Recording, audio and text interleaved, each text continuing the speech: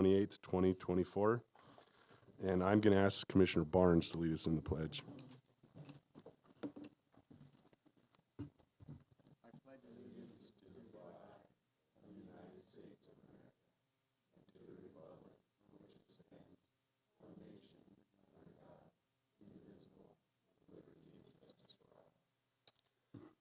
Thank you. And I'll ask the department to take the roll.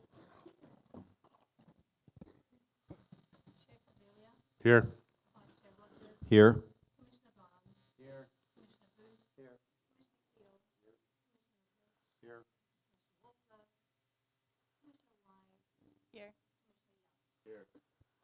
All right, and then I will ask the County Advisory Board members in attendance to please announce themselves.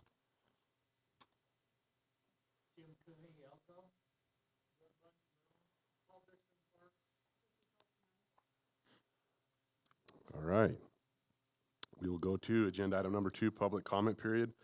Public comment will be limited to 3 minutes. No action can be taken by the commission at this time. Any item requiring commission action may be scheduled on a future commission agenda. Persons making comments are asked to begin by stating their name for the record. So any public comment? Okay, seeing none, we'll go to agenda item number 3, approval of the agenda for possible action. The commission will review the agenda and may take action to approve the agenda for the June 28th, 2024. For June 28th, 2024. The commission may remove items from the agenda, continue items for consideration, or take items out of order. Any commission questions or comments on the agenda? Okay, seeing none, any cab comment on the agenda? Seeing none, any public comment on the agenda?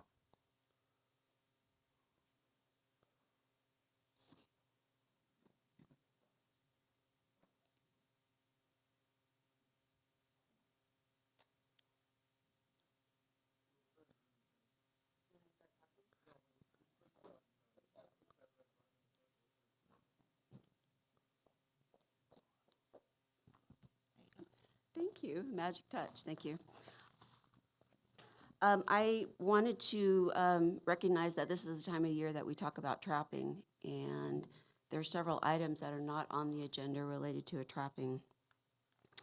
Under 26C, there's no item regarding a discussion about the 96-hour trap visitation, one of the longest in the nation, and it's only there for trapper convenience. There's no biological or scientific reason, and certainly not a recommendation from the American Association of Wildlife Veterinarians, who recommend a 24-hour trap check.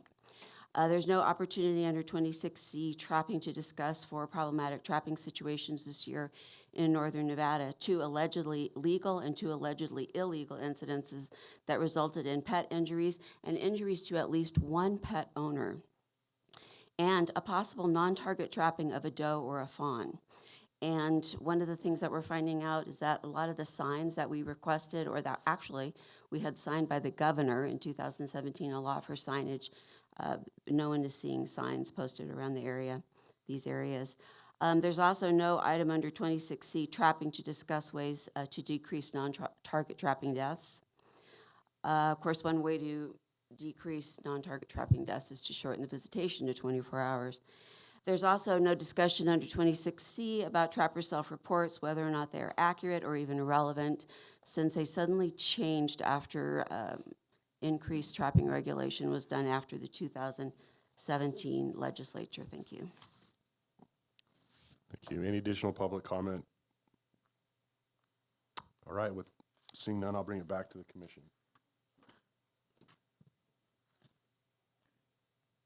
Vice Chair Rogers. Thank you, Mr. Chair. If there's no additional discussion or comment, I'd like to go ahead and make a motion for approval of today's agenda for June 28, 2024, as presented. Okay, I got a motion by Vice Chair Rogers, second by Commissioner Booth. All those in favor, please say aye. Aye. Okay, motion carries unanimously with Commissioner Walther absent. Okay, agenda item number 4, approval of minutes for possible action. Commission minutes may be approved from the May 3rd and 4th, 2024 meeting. Any commission questions or comments on the minutes?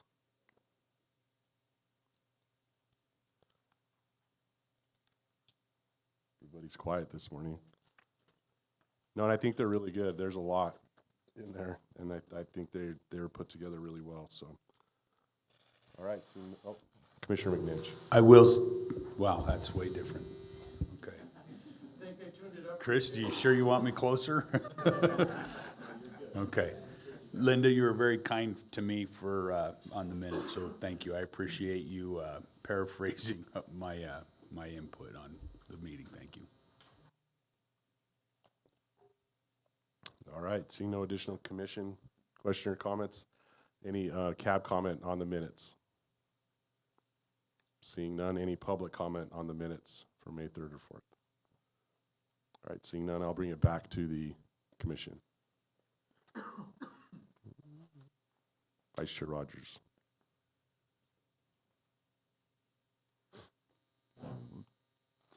All right, thank you, Mr. Chair. If there's no more discussion, I will go ahead and make a motion for approval of the minutes from the May 3 and May 4, 2024 meeting as presented.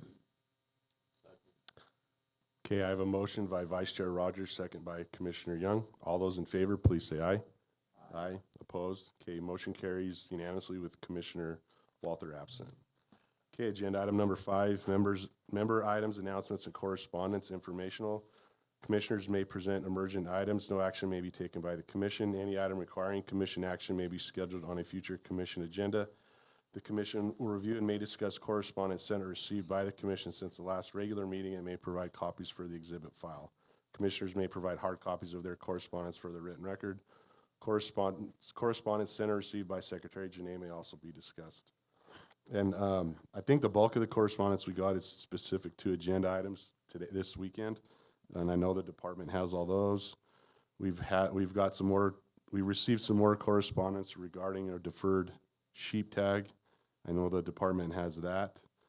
And then we also received a petition for, it's a petition for, I think, for setting aside tags for seniors. That is a valid petition, and I believe the commission will see that at a later date. And that was all I had. Yes, thank you. And so there were a couple other small items from past agenda items, which was bears, and then also the consideration of the wild horse and burro letter through the Sagebrush Ecosystem Council. So those are old items, but not relevant to any of the agenda today. But other items that I have that I'd like to take advantage of while we're here, I've got some presentations that I need to do this weekend. I want to take the opportunity to just take a few minutes and move forward with that. But also, while I've got the floor, I just want to give everybody a heads up that the Wi-Fi here, if you can, if you don't need it, stay off. If you've tried to get on it, you're realizing that it's very slow and spotty. And we're having problems with it, so can just try to stay off if you don't need it. I know that looking at my phone, I've got Verizon, I've got full signal here. So it might be just turn off your Wi-Fi and use your cellular coverage. So just to let you know, we've tried multiple attempts to try to patch it up and make it work a little bit better, but it seems like just the sheer number is probably having an effect on that. So if you can, please manage that Wi-Fi use. And with that, I'm going to take an opportunity. I'm going to take advantage of who I have in the room right now. We like to do our 30-year awards, our 10-year awards. We come off of June, that's Employee Appreciation Awards. And typically what we do is celebrate major milestones during that time. And one of the things, as I've said before, that separates NDOW from most other state agencies is that our employees are very long tenured. We love our jobs. We stick around for an inordinate amount of time because we love what we do. And when we get the opportunity to celebrate 30-year, 10-year awards, we like to bring that in front of the commission and acknowledge the people. And we've got a couple this weekend. The one has not yet made it, despite promising that he would. This is also the trick, is trying to get him in the room.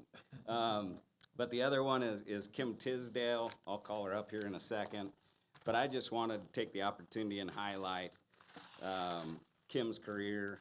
I'm very familiar with it because we were peers. It's funny as you go through your career. I was chatting with her earlier, and I mean, it wasn't that long ago that we were just snot-nosed kids staring at each other, competing for jobs back in 1993. And I mean, we knew each other before that because we were all seasonals. And so, but you get to know these people, you watch each other develop, and and have respect for what they do. And I just kind of want to work through some notes on what Kim has done in her career and her timeline. So in June of 1998 to 1992, she worked as a summertime seasonal while attending college at UNR and doing data entry in the license office. And at that time, most of the data entry was manual at that time, and she helped with the tag application and draw process. So if you guys remember those days, those were, pre-electronic web interface applications. Those were the old send in the check, send in the application, mail type of situation. And so Kim was part of that. And then in September of 94 to June of 95, she was hired on as a full-time employee after graduating from college and worked as a program assistant at Valley Road Boat Desk. Kim, I think it still shows to this day of, just her willingness to help our constituents and our, sportsmen. That shows through her entire career. In 1997, March of 1997, she transferred to a shared program assistance with Fisheries, Habitat, Engineering, and Game Division. During that time, she worked with the old Upland Game staff specialist, Stan Stiver, on the initial efforts to capture and collar sage grouse to better understand their life history requirements. So, like many of us in this agency, as you dabble in all kinds of things, and despite being a very focused fisheries biologist, as at that time she was a sage grouse biologist. And then in 1999 through 2007, Kim became the Washoe County fisheries biologist, the Western Region fisheries biologist there in Reno, working on the Truckee River, taking care of that fishery. And I think that's one of the things that, as I look back, that was where we overlapped. And that's what I remember her most for, was taking over that position and taking care of that fishery there along the Sierra front. And it was a really outstanding job that she did. And then we were lucky enough in 2007 to talk her into taking the supervising biologist for the Western Region. And she helped a lot of, young biologists, mentored them, showed them the ropes, helped Travis figure out the Washoe County fisheries position, and just did a stellar job. And she's a hell of a example, leads by, doing, and she's always willing to jump in and help. She's a very active supervisor, very active leader. And it was no surprise that in 2021, when Chris Cruikshanks was looking for a sport fish staff specialist, basically Kim was thinking about retiring, and Chris talked her into sticking around, and we have the privilege of having her be the sport fish program coordinator in fisheries, and she's doing a heck of a job and has really kind of, again, set her mark on that program and really done a good job on that sport fish management and the grant associated with it. But I just wanted to take that time to highlight Kim and her career, and I'll call her up and give her this award and celebrate her 30 years. It's crazy that it's coming to that point where we're all getting this long in our tenure, but I definitely want to say thanks on behalf of NDOW, on behalf of the commission, on behalf of myself. Congratulations. Very good.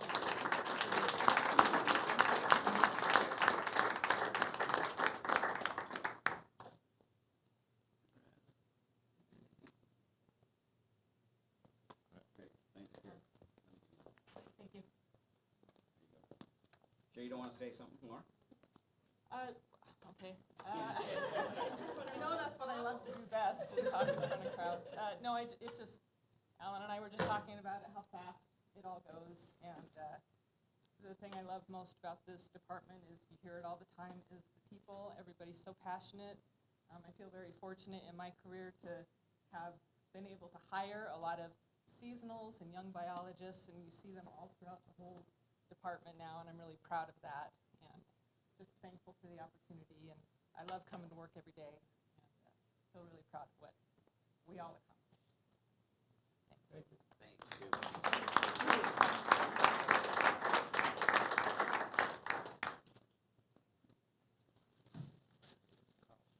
Yep.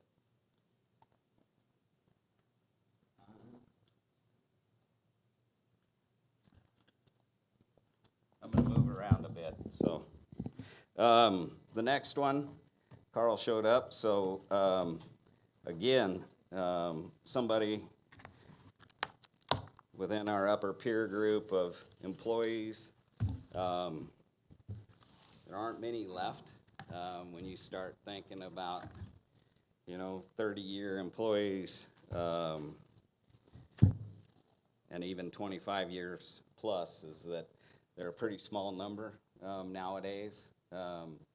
But, having that disproportional effect of being able to share their experience and provide guidance to the upcoming biologist and staff within our agency. And so Carl has definitely done that. I'll just give you an overview of Carl's career. Again, definitely within my peer group, and Carl started as a seasonal at a headquarters in Reno in 1993, and in 1994 he went to the Kirch Wildlife Management Area, and he was a installation specialist there from 94 to 96. And then in 1996, he came down to the Western region as a game division biologist trainee, and he basically auto-progressed in 1997 to a Bio 1, 1999 to a Bio 2, and from 1999, I'll take that back. In 1999, he was a Bio 3, and he has been a biologist 3 in Carson ever since. So you look at somebody and the merits of what they do within their career. You look from 1994 to now, 30 years, one location, and basically redefined that program. Like, Carl stepped in, he took over, and bears were kind of a novel thing in Nevada at that time.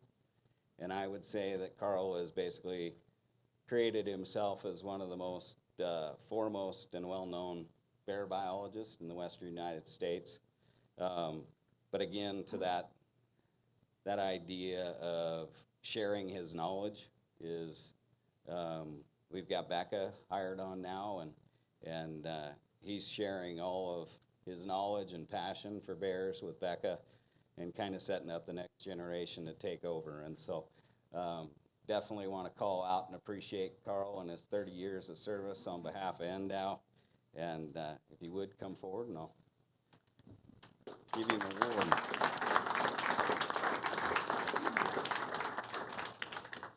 Congratulations. Sorry. Oh, you're good. All right. Oh, turn around. Yep.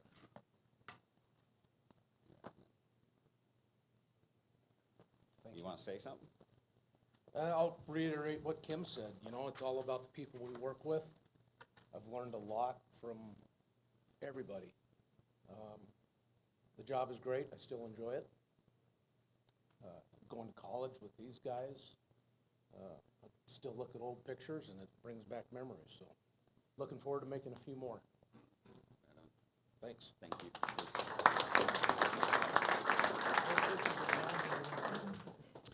And that's all I've got for today. I've got a couple more for tomorrow, but thank you. Thank you, Chair.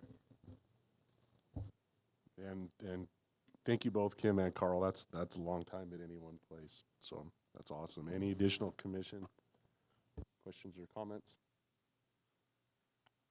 All right.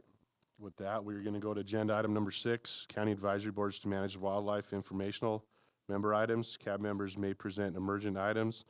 No action may be taken by the commission. Any item requiring commission action will be scheduled on a future commission agenda. Any CAB comments in Lovelock? Okay, seeing none, we're going to keep rolling. Agenda item number 7, reports, informational. 7A, Department Activity Report, Secretary Janae and Division Administrators. A report will be provided on the Nevada Department of Wildlife recent activities. Thank you, Chair. So we'll work through this as usual. I'll start off and then we'll have Habitat Division follow me up. So the Director's Office is excited to announce that Lacey Walker, our administrative assistant, who you guys are all well familiar with, you'll notice she isn't here today, and that's because she recently had a baby boy. His name was Walker. And he was born on May 25th, 2024, and Lacey and Walker are home and healthy and happy. So in the future, you'll probably get an opportunity to see Walker, and we look forward to when Lacey comes back, but in the interim, she is helping even cover why she's out with little Walker. So other things, Data and Technology Service Division Administrator Kim Munoz recently retired on June 14th. We are definitely grateful for Kim's service. She served 5 years in that role as the DATS administrator. And during that time, we saw unprecedented success with the big game draw. And a lot of that was because of her IT and technical background experiences. She did a really good job of filling in and understanding that part of the process. Also, it's with certain amount of pride, but also disappointment. It is that Management Analyst Kelly Musso has accepted a promotion into the Physical Services section and will be the department's financial aid coordinator starting July 15th.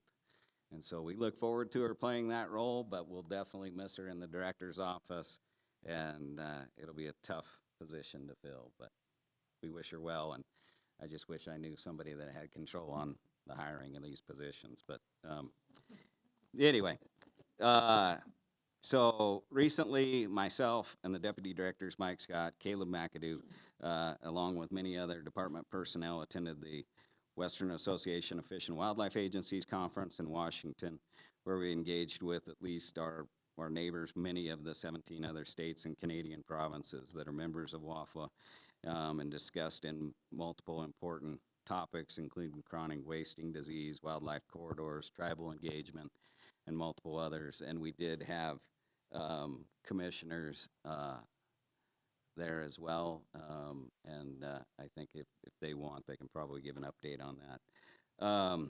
Additionally, the Director's Office participated in the Nevada Sportsman's Caucus summer event on June 18th at the Flying M Ranch.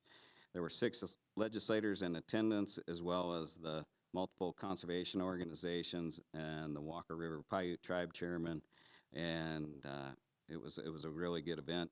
All legislators and guests in attendance were able to hear about the history of the fishery of Walker Lake and the Walker River system from a retired supervising biologist, Mike Savon, and he did a very good job in the presentations.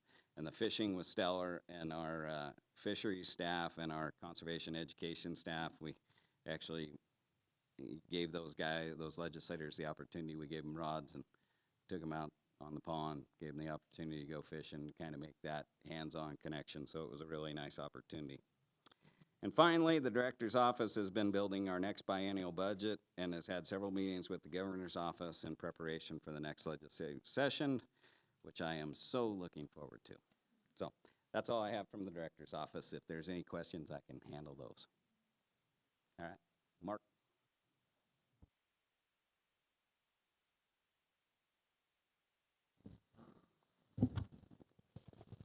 Good morning, Chair Cavilla, members of the commission. Mark Freeze, Habitat Division Administrator for the record. So first, for the Habitat Division, we, the week of May 20th, we held a Habitat coordination meeting in Central Nevada. camping at Peavine Campground in the Toyabe Range. We conducted fence maintenance and removal, installed beaver dam analogs, sprayed weeds at Groves Lake and Birch Creek state-owned properties. Additionally, we held a U.S. Forest Service Austin Tonopah Ranger District Coordination meeting, heard a presentation from USGS on geothermal and mine impacts to sage-grouse and their habitat. We installed sage-grouse fence markers on a high collision fence and discussed pinyon jays. The coordination meeting was a great opportunity to share program ideas and for team building. On to staffing, the restoration staff specialist that runs the special reserve account programs. It's currently vacant, but we hope to hire somebody, and we have interviews scheduled for mid-July. The technical review staff specialist position is currently vacant. Position announcement is open, and we hope to fill that as soon as possible.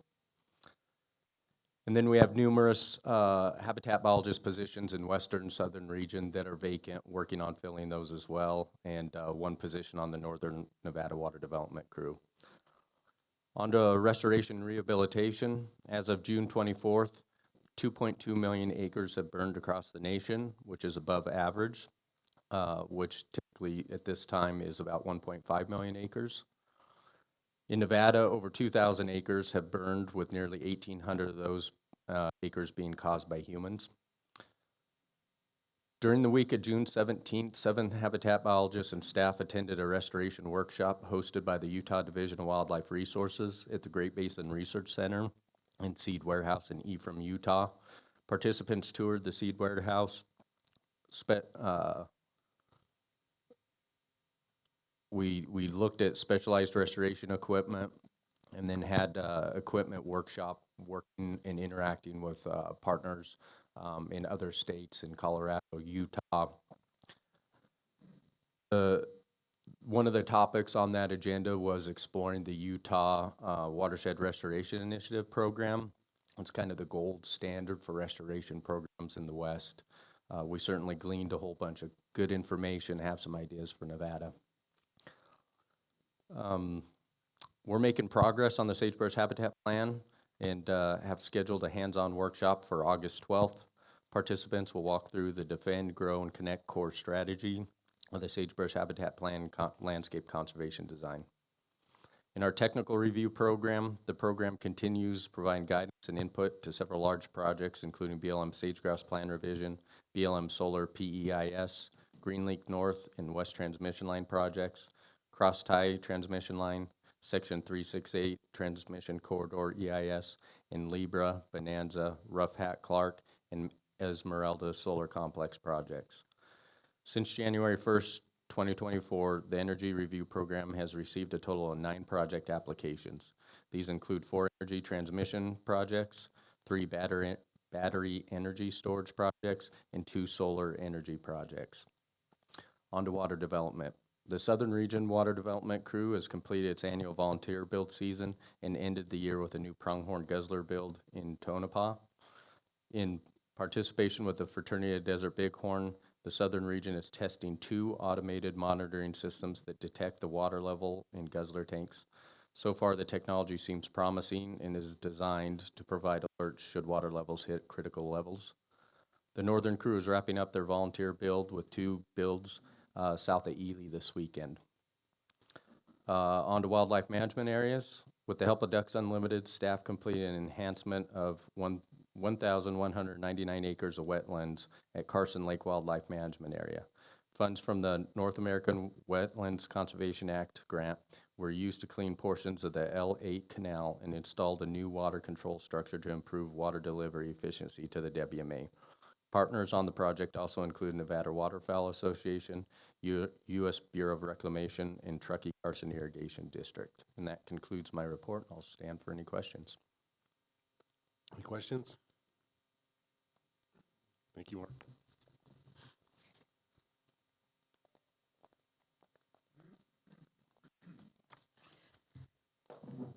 Good morning.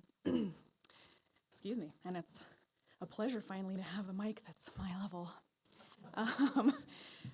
Jasmine Kleiber, I'm a Biodiversity Division Administrator.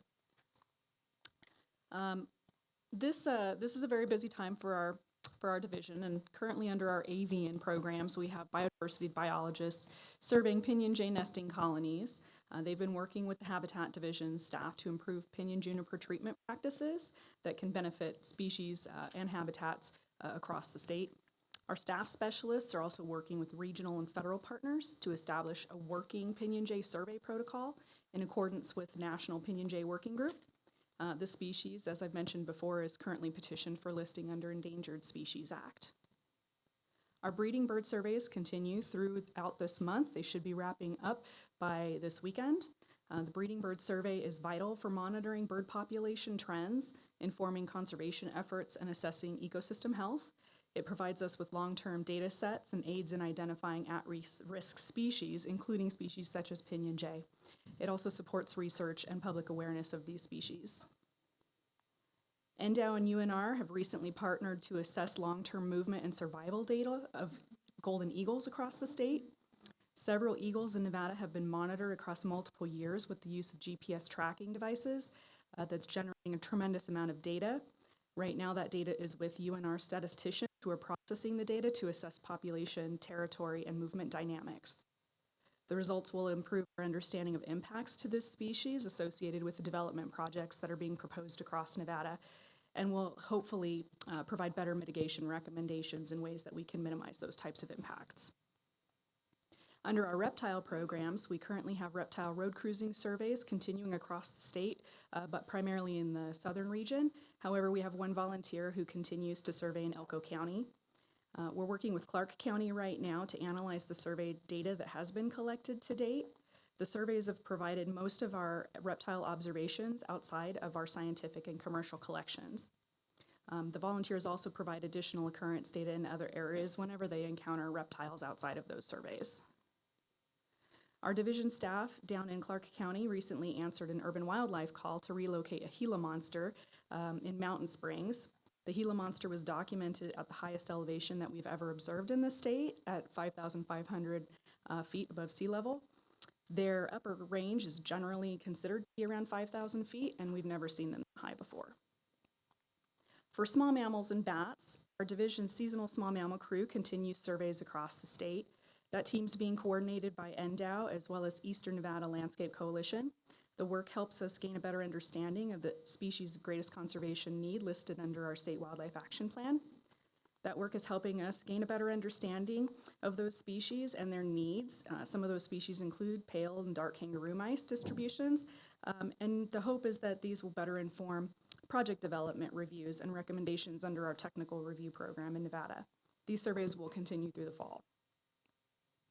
Division biologists recently attended an annual white nose syndrome virtual meeting for bat species. Unfortunately, white nose syndrome continues spreading west across North America, and it threatens numerous different bat species across the country. NDOW recently learned that white nose syndrome has now been confirmed in California in Humboldt, Amador, Placer, and Sutter counties, and it's also suspected in Inyo and Alpine. Biodiversity biologists will be coordinating with our various partners to increase white nose syndrome monitoring across the state this year. And unfortunately, if it is confirmed, we're anticipating that it would have significant impacts to our bat species in the state. For different interdivisional and partner coordination right now, our biodiversity staff, they're currently working with different partners, including BLM and the Department of Energy, as well as Fish and Wildlife Service, to update our 2006 State of Nevada Bat Conservation Plan. Since 2006, the conservation actions to benefit bats have shifted from protection of roosts in abandoned mine lands to disease such as white nose syndrome surveillance and the protection of all important bat habitat. Since 2006, the widespread use of acoustic detection has allowed us to refine where species occur in the state and has increased our understanding of how bats use these different habitat types. The updated conservation plan will incorporate the last 18 years of data into management decisions that can benefit and improve habitat and the species. With that, I'll answer any questions that I can. Any questions? Seeing none, thank you.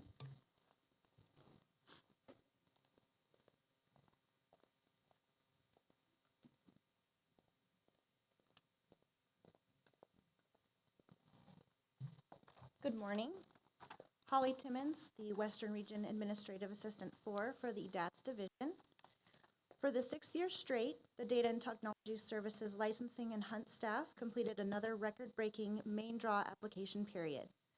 We ended with a 10% increase in the total number of applications over 2023. 2024 main draw highlights: the total number of applications were 474,534, up from 432,261 in 2023.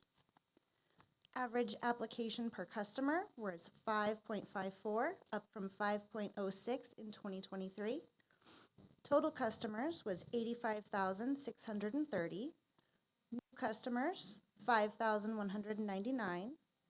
Reactivated customers that didn't apply in 2023, 7,461. Applications for Moose, 25,725. Tags returned electronically was 181. The new choice on where to apply the $3 application fee resulted in 66% choosing predator management and 34% choosing habitat restoration. We collected $35,657 for the Free Youth License Fund. The regional counter staff have seen a huge increase in the number of vessel registrations, thanks again to the amount of water that we had. Staff have processed over 185,000 in vessel transactions in the month of May.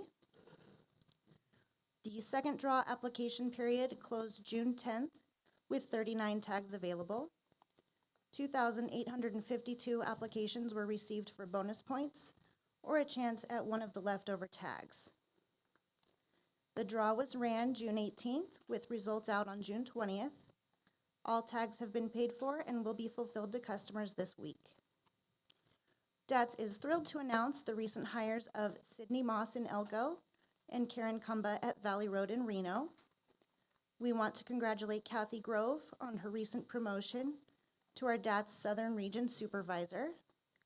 And while we will miss them, we are wishing the very best to both Bernie Keene, our former DATS Southern Region Supervisor, and Kim Munoz, our Division Chief, on their recent retirements. And that concludes the DATS report, and I'm happy to answer any questions. Any questions? Yes, you mentioned that there was $35,000 that was donated to the youth license fund. That was from application for tags only? I believe so. I think that was all from It customer wasn't from any other donations. conservation group or anything There else? may have been some groups that donated, but I think the majority of it was from customer donations. Okay, thank you. That's a good number.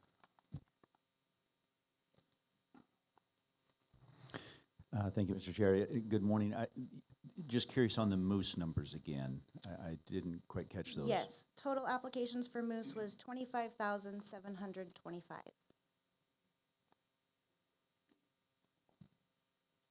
Thank you. Any additional questions? Seeing none, thank you. Thank you.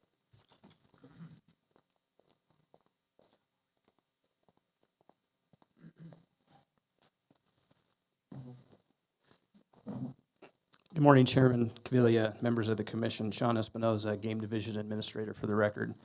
I'll start out with our mule deer and antelope program. Game Division staff has been coordinating with regional field offices on antelope translocation plans for FY '24 and '25. The department is planning to translocate up to 200 antelope at 3 different sites in FY '25, and those details are available in the biennial big game release plan amendment that you'll see before you for this agenda. Game Division staff will participate in the upcoming 30th Biennial Pronghorn Workshop, which is actually ongoing in Redmond, Oregon this week. Cody Schroeder will be attending that. In our upland game program in June, a letter of commitment for the bi-state sage grouse was sent to the Fish and Wildlife Service. The letter outlined the allocation of over $55 million that has been directed toward bi-state sage grouse conservation efforts and the completion of 90% of conservation goals laid out in the 2012 action plan that spanned 180,000 acres. NDOW alone has funded close to $6.5 million to monitor population demography, habitat use, and habitat restorations efforts within the bi-state.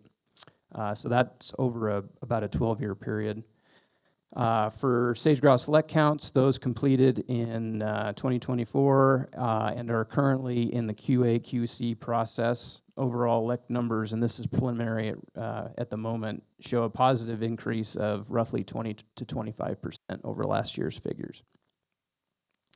In our migratory bird program, staff deployed transmitters on band-tailed pigeons along the Carson Range. 7 transmitters have been deployed in several locations, with 8 additional transmitters awaiting deployment.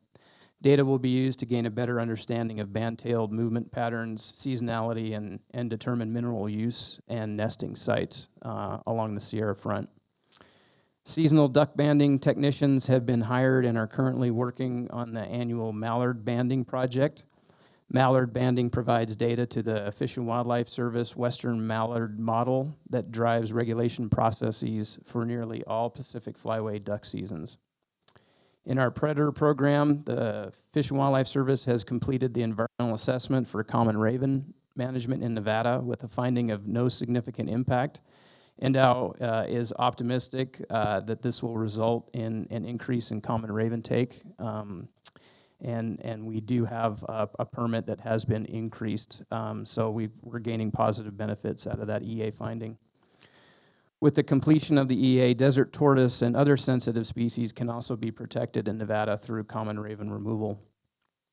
In our wildlife health program, the wildlife health team has been busy working with the director's office on a response to the chronic wasting disease detection in California. More on that in just a bit. The team also applied for a grant along with law enforcement and Con Ed to fund chronic wasting disease surveillance, outreach, and enforcement. Staff attended a tour of Carson Lake recently to plan for a response effort in case of a botulism outbreak this summer. In our elk and moose program, staff specialist Cody McKee attended the 56th North American Moose Conference in Midway, Utah on May 13th through the 16th. An oral presentation outlining the status of moose was given during the opening session of the conference. Demographic parameters for Nevada moose continue to be exceptionally high compared to other jurisdictions. Staff specialist and veterinarian completed a request for proposal for aerial wildlife capture and transport services in collaboration with Ali Medina, our management analyst 2 in fiscal services, and assistance from state purchasing. The RFP was released on June 17th. Assuming all timelines are met, the contract will be finalized in November when the existing contract expires. In our bighorn and mountain goat program, just an update on the Santa Rosa Range Test and Remove project. 3 ewes were net gunned and euthanized in March that tested positive for Mycoplasma pneumonia in February.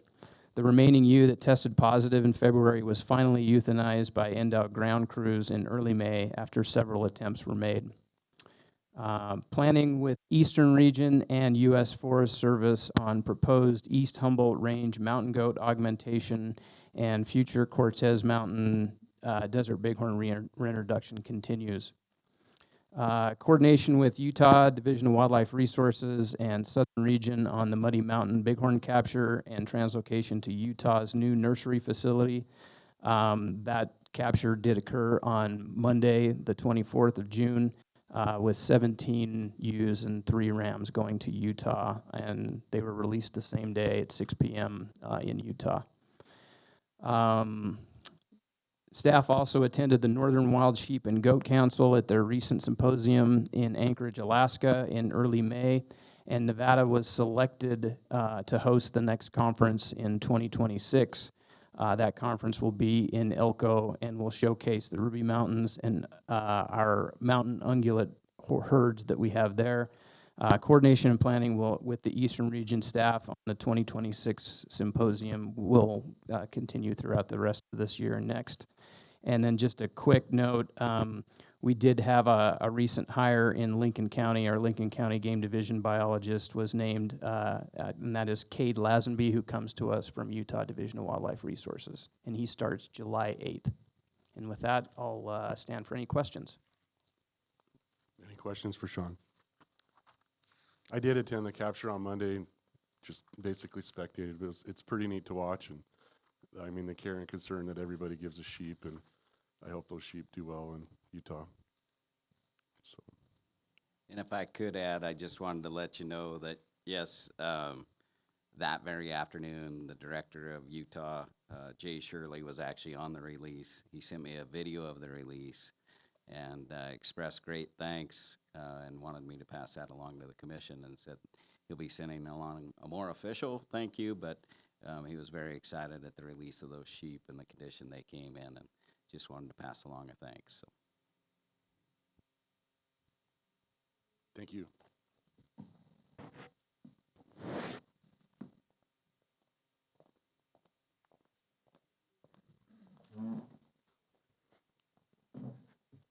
Good morning. Kim Tisdale, Fisheries Staff Specialist for the Fisheries Division.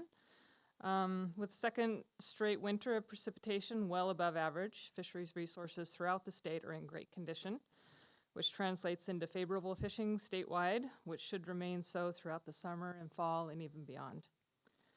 In our aquatic invasive species program, through a social media post, a new population of red claw crayfish was discovered in an artesian well wetland south of Mina. These are prohibited species. This is likely a remnant from an illegal crayfish farm that was shut down in Mina probably almost 20 years ago. A team of fisheries biologists made a site visit last week to ascertain the extent and distribution and discuss future eradication plans. What they found last week is a very extensive population of these crayfish. They're doing really well in this little wetland, lots of different age classes, so we are actively working on how to get rid of that population. In our fish hatcheries, the partial recirculation study conducted by McMillan Engineering at Spring Creek Rearing Station is nearly complete. This will inform future hatchery operations with our hatcheries experiencing dropping water tables and increasing temperatures. Mason Valley Hatchery took delivery of 600 juvenile wipers in early June, and another shipment was received a little while later. This is part of a pilot project to determine the practicality of raising warm water fish in our NDOW hatchery facilities. In our sport fish and native aquatics programs, staff specialists have spent considerable time and proved invaluable in assisting with the FY 26-27 budget build. The annual trophy fish book for 2023 was recently completed and will be provided to all those who desire a copy. It will be on our website, and I will be sending out some emails with links to that to all of you. Fisheries staff recently received news on a new petition by the Center of Biological Diversity to list the Amargosa toad under the Endangered Species Act. NDOW will be a cooperator on the species status assessment for the Amargosa toad, as well as the recently petitioned Fish Lake Valley tui chub. In our eastern region, NDOW hosted the first annual Cummins Lake Pike Out event in late May. We had a total of 135 registered anglers, of which 25 were kids. Unfortunately, we had a cold front come through the week before, so the fishing was quite slow, but everybody still had a great time. We gave away thousands of dollars worth of donated prizes, and so everybody walked away with something great from the event in addition to memories. The big fish of the day was a 43-inch, 25-pound northern pike. So a huge thanks goes out to conservation education, habitat, law enforcement, and fisheries staff that all participated in the event. In our southern region, staff have been busy with sport fish and native fish surveys throughout the region, including the Virgin, Muddy, and Colorado River impoundments. Fishing has been pretty good at Lake Mead and Mojave. Got reports of a 46-pound striped bass caught out of Mojave in mid-June, so that's good. Western region. Spawning and survey activities at Third and Incline Creeks, which are tributary to Lake Tahoe. Those wrapped up in late May. We had a very successful rainbow trout egg take, and we did document a few LCT that ascended those streams for the first time. The department's annual Marlet Lake spawning operation kicked off in mid-June. It started out well, but we had a spike in temperature which really slowed spawning activity. The number of eggs we took about 100,000. Our goal is usually 650,000 plus, so it was well below what our goal was, but that's just how nature rolls sometimes. This does represent the last spawn at Marlet Lake for several years, as they're draining the lake this fall, and they're going to have to rebuild the dam. So we're not going to be taking eggs from Marlet for the next few years. And the annual warm water fish stocking occurred in late May. Wipers, largemouth bass, and channel catfish were distributed throughout several waters in northern Nevada. I'm happy to take any questions if anybody has any. Any questions? So Kim, the clawfish, is the original owner of that property still involved, or from the original incident that occurred out there? No, I'm actually not quite sure where that person is, if he's still around, but, you know, his operation was, we got rid of that many, many years ago. So those crayfish have probably been down there in that system for quite a long time. It's right in the middle of the alluvial fan, not easy to get to, so they've just been living and reproducing down there for a long time. And they just haven't been found until now? Nobody, there's no reason to go down there. It's not easy to get into.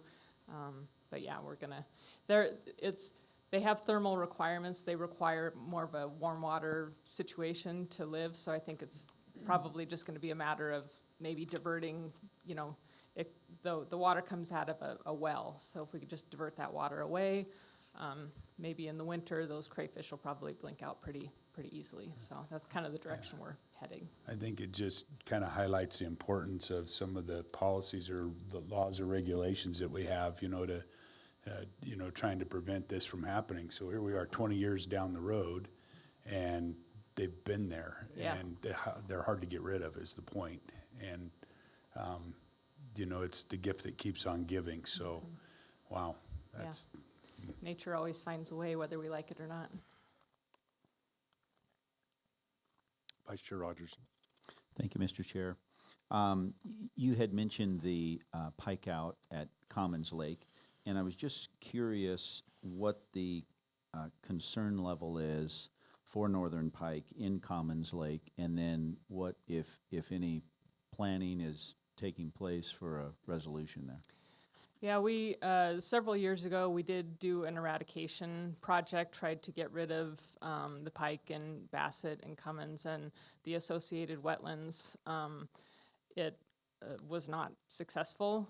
We did everything we could, but when you get into these wetland situations, so we don't know if fish were illegally reintroduced or if we just didn't get them all during the treatment project, but it was obviously not successful.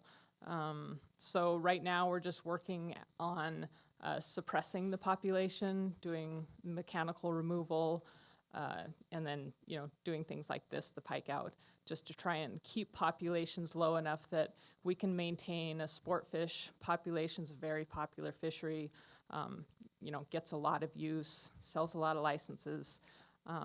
And the rainbow and bass populations in there do really well if we could just kind of keep the pike population suppressed. I don't know if we're going to be able to do another treatment project in there. It's incredibly extensive, the wetlands that are associated with it. It's a really hard, regulatorily, just like getting a treatment project done, and it's very expensive. So I don't know if another treatment project is in the works, but we're always trying to figure out a way to,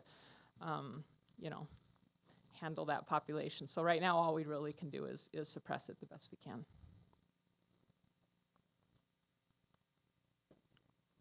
So Kim, you kind of talking about eradication of the pike. So at WAFWA, and maybe for the next meeting, we can get a WAFWA, an opportunity to do a WAFWA update. But at WAFWA, they were talking about the challenges with rotenone. Could you give us an update on that? That's a big deal, and it's important that we all know about it up here, just so we're aware. But Yeah, I'm not totally up on the whole, I know that they're working on getting the pesticide re-registered, and having some difficulties doing that. Rotenone is critical to our ability to remove fish, especially in the cutthroat trout world. That is like the sole tool that we have to really be able to eliminate non-native trout in these systems. So without that tool, it's going to be really hard to get rid of these non-native trout populations and restore and recover Lahontan cutthroat trout and other species. So yeah, it's a critical tool for us.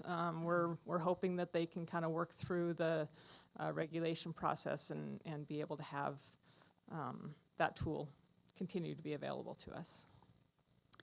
Yeah, and I can add a little bit out of that conversation at WAFWA is that basically the manufacturer of rotenone, there's generally one company that does it. The registration is expiring, and so going through the process, there's a number of tests that you have to comply with, and so they've estimated, early estimates was it was going to cost $1 million to go through that process to recertify.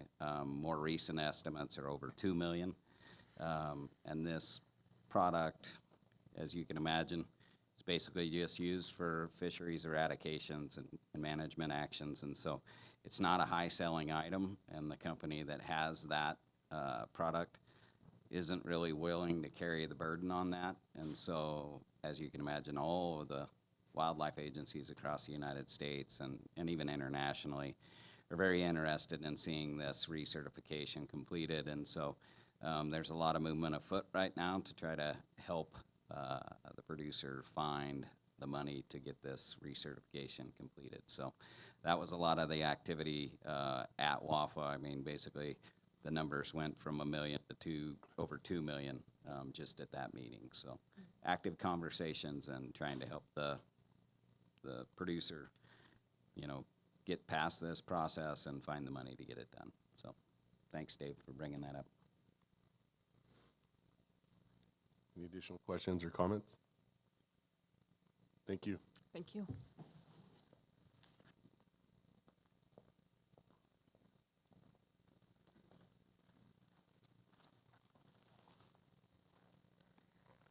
Good morning, members of the commission. Chief Game Warden Christy Knight for the record. We have a lot of personnel updates. Captain Joe Deese recently started with NDOW. His primary job duties are within our training program, developing and updating the new field training binder, ensuring wardens are up to date on their mandatory training, and being our liaison with post. New wardens Sterling and Andrew are off of field training and patrolling in their respective areas, Sterling in Elko and Andrew in Overton. 2 new field game wardens started Monday. Evan Markham and Aaliyah Lear will be stationed in Las Vegas. They still have to go through the academy later in July. Interviews were held for the Northern Nevada investigator positions. There were 3 internal candidates and 1 was chosen, but the successful candidate has not been made public. Brittany Partee transferred from Reno to Winnemucca. She'll be starting there July 1st, so on Monday. Water operations. Lieutenant Chris Walther conducted a tour of Lake Mead to the Lieutenant Governor. Wardens placed and maintained over 55 buoys on Lahontan. Wardens investigated the theft of navigational buoys and subsequent placement of them at private residence on Topaz Lake. They investigated an abandoned vessel in the Humboldt River, patrolled Lake Colorado River for the new Laughlin Bullhead Bridge opening ceremony, and completed a saturation patrol on Lake Tahoe, focusing on paddlecraft and personal flotation device requirements. And they are investigating a vessel sold under false pretenses. Game wardens made multiple OUI arrests and worked numerous fireworks shows over Memorial Day weekend on the Colorado River. One subject was arrested for OUI. Was nearly 3 times the legal limit. Southern Region wardens are investigating a boat fire on Lake Mead. 22 vessels were damaged and 2 people were injured. Lieutenant Walther has coordinated with the state fire investigator and National Park Service on these investigations. Land operations. Game wardens are investigating 2 unlawfully killed mountain lions. Wardens investigated or completed 6 dead head salvage requests for the public. Removed a coyote pup from a residence. The RPs thought it was a cat when they took it. Game wardens also are investigating a case for giving false information to obtain a tag. They assisted NHP and Nye County with a rollover accident on Highway 6, assisted with search and rescue in Butte Valley, and issued a temporary protection order to a fisherman for Washoe County Sheriff's Department. Game wardens investigated the unlawful killing of an antelope in Unit 245 near Rachel. There were 2 witnesses that contacted the 2 suspects in the field and called Lincoln County Sheriff's Office. Lincoln County handed it over to us. Outreach, wardens attended the Pike Out Derby in Ely, spoke about Operation Game Thief at a fly fishing meeting, and gave a presentation to a group of homeschooled students in Battle Mountain about being a game warden. Captain Kramer, Game Warden Partee, and Reserve Game Warden Messman participated in Barks and Badges event in Reno. I attended WAFLA in Washington. It was a great opportunity for networking with other states. 3 game wardens, volunteering their time, participated in the first annual UNR football versus law enforcement charity softball event at the ACES Stadium. This event raises money for COPS, which is family survivors of law enforcement that were killed in the line of duty. This event was fun and well attended. UNR won by 1 point, 18-17, and they are making it an annual event. With that, I'll take any questions. Any questions? Commissioner McNinch. Thank you, Mr. Chairman. Are you able to give an update on the violator compact situation? No, they did talk about it in Florida at the IWBC conference that they had, but they talked about it there, and then the chiefs are coming together at OFWA to discuss it all together. That's all that we have currently. Did we talk about it up here? Does everybody know what I'm kind of referencing? I don't remember if I had the conversation with you at WAFWA or if it was part of a conversation here. It was probably you and I at WAFWA. Okay. So what's going on is SCI is no longer going to hold the violator compact, so we have to find another place to store all that information. And you guys know what the violator compact is? Okay. So without that, obviously, we will lose a lot of data in between states, and people that have violated will not be able to, or will be able to get licenses when they're not entitled to them. So all the states are working together to try and find a new vendor to house all this. Before, it was fairly inexpensive, but we probably will have to put forward money from here forward to actually have a vendor that'll pay for it, or to build it, the new program.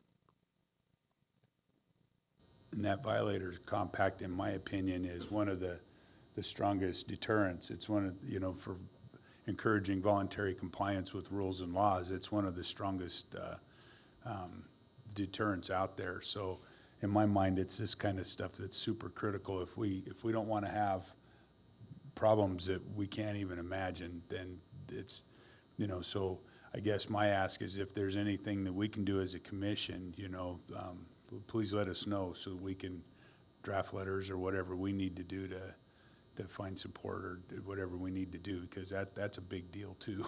Yes, it is. Thank you. Additional questions or comments? Seeing none, thank you.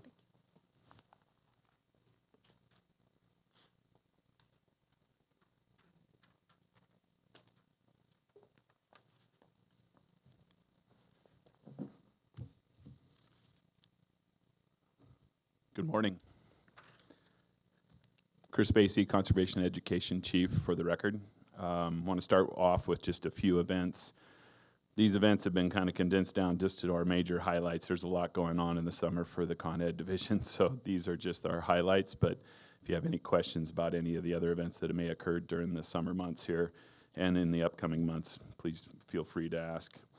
Nevada Free Fishing Day is one of the most enjoyable days of the year for conservation education staff.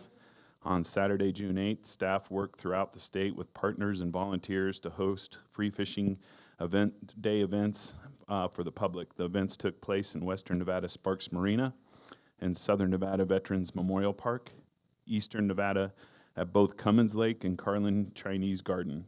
and a total of 1,500 anglers attended these events for 2024.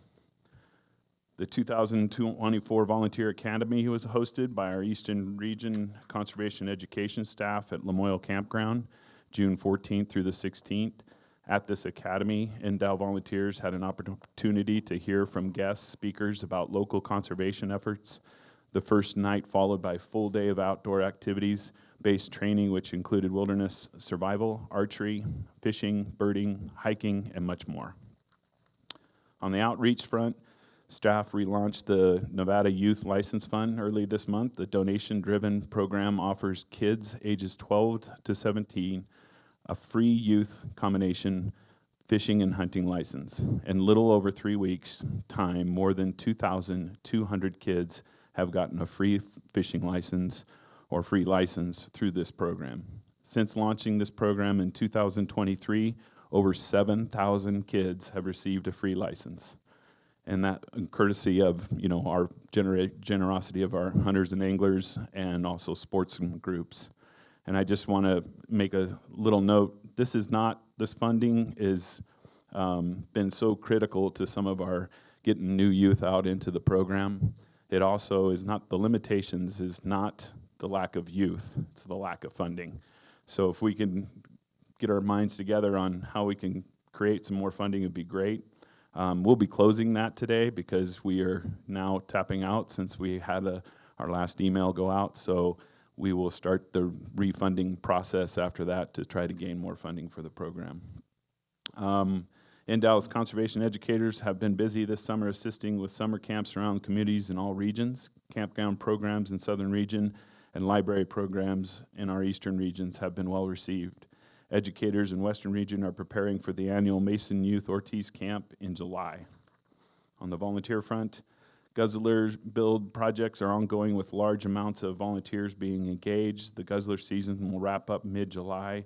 We are preparing volunteer cohorts for upcoming projects and tackling CWD checkpoints and having volunteers in waiting in case of botulism outbreaks this summer.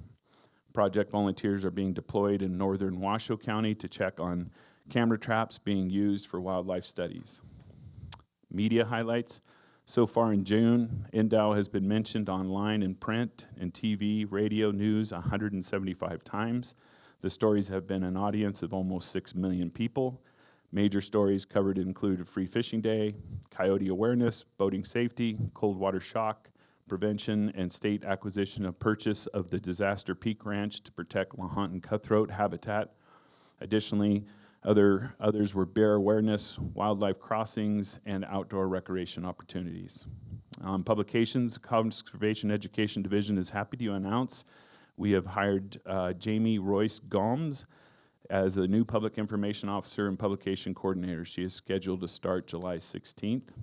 Work has been completed on several publications with the Nevada Big Game Season and Regulation publication, and Nevada Big Game Status Book currently at the printer. This Big Game Status Book should be here sometime today or later today. And Nevada Trophy Fish Book printed and posted to NDOW's website. I'm here for any additional questions. Any questions? Commissioner Keel. Yeah, not a question, Mr. Vasey, but I just wanted to acknowledge you and your team at that the Nevada Sportsman's Caucus down at the Flying M. I mean, Bobby Jones and Jake Musso did a fantastic job getting people engaged and keeping their lines in the water as opposed to the trees. So you guys do a really good job. Thank you. It was our pleasure, and it was a lot of fun because we had everybody trying different things, everything from fly rods to spinning rods. So it was and most people caught. So it was a good experience. Oh, good day. Actually, one question: who won the big fish that day? Who is it? It wasn't you, no? Oh yeah, Mr. Simile Watts. Yeah, I think he won. Great. It was in between. It might have been a tie. Who took home the wine? That's what I want to know. Okay. Any additional questions or comments? Thank you. Yep. If I may, Chair, I just wanted to add on to, Administrator Vasey's comment about the youth license. this has been something that's been pretty amazing to watch. It was an idea that came forward. Bobby Jones kind of came up with it, and Con Ed perfected it. And just recently on the 26th, June 26th, we sent out an email at 3 p.m. And in 24-hour period, 857 kids took advantage of that free license. It's pretty amazing what the interest is, but also on the back end, like we've said in the past, is new never-evers, kids that have never, ever had a fishing license with us or not in the system. We're 501 of those 857. There were 240 that were loyal. They're kids that continually buy our licenses. And then there's 116 that had actually lapped and were reactivated. So it's a pretty amazing program. You look at the age breakout, we're still pulling in 16, 17-year-olds make 30% of the demand on that. And that's pretty neat because those are the kids that have the wheels. They have the ability to go make use of those licenses and probably are building, more experience and more knowledge with the resource. And so I just call out to the Con Ed staff, but also, to this point of that's what we did in 24 hours. And you heard Chris say, we're having to close it down because there's no more funds left to issue the $15 or cover the $15 free licenses. And so just want to make a pitch. We sent it out, the email to all of our constituents about the program and how to donate. But if you haven't, I'll make a pitch. And if you know anybody that conservation organizations that are looking for places to place some funds, it's a really good program. And I think it's probably one of the most productive pieces in trying to get kids out and get them involved in the outdoors. So just wanted to add it. Thank you, Chair. Thank you. I want to add the thanks to all the sportsmen that have donated and funded, and also all the NGO groups that have stepped forward and saw the strength in this program. So just a shout out to everybody, MBU, Chucker Chasers. They're all have been from the very beginning on board. There's others I'm sure I could mention, but they've all been very, very supportive, and hopefully in the future this will be an ongoing program. All right, thank you. Sorry, Chair. I did want to mention we have had a level of interest on this from the local counties, and we ran some numbers, and if each county were to provide around $15,000 to the program, it would fully fund this entire youth license fund. So Lander County has stepped up to the plate and committed and has kind of issued a challenge to other counties throughout the state, and hopefully that follows suit and might bring a really good boost to this program. And I think it just fits right back into promoting healthy activities within those counties and getting youth involved in the outdoors. So we're excited about that. Thank you.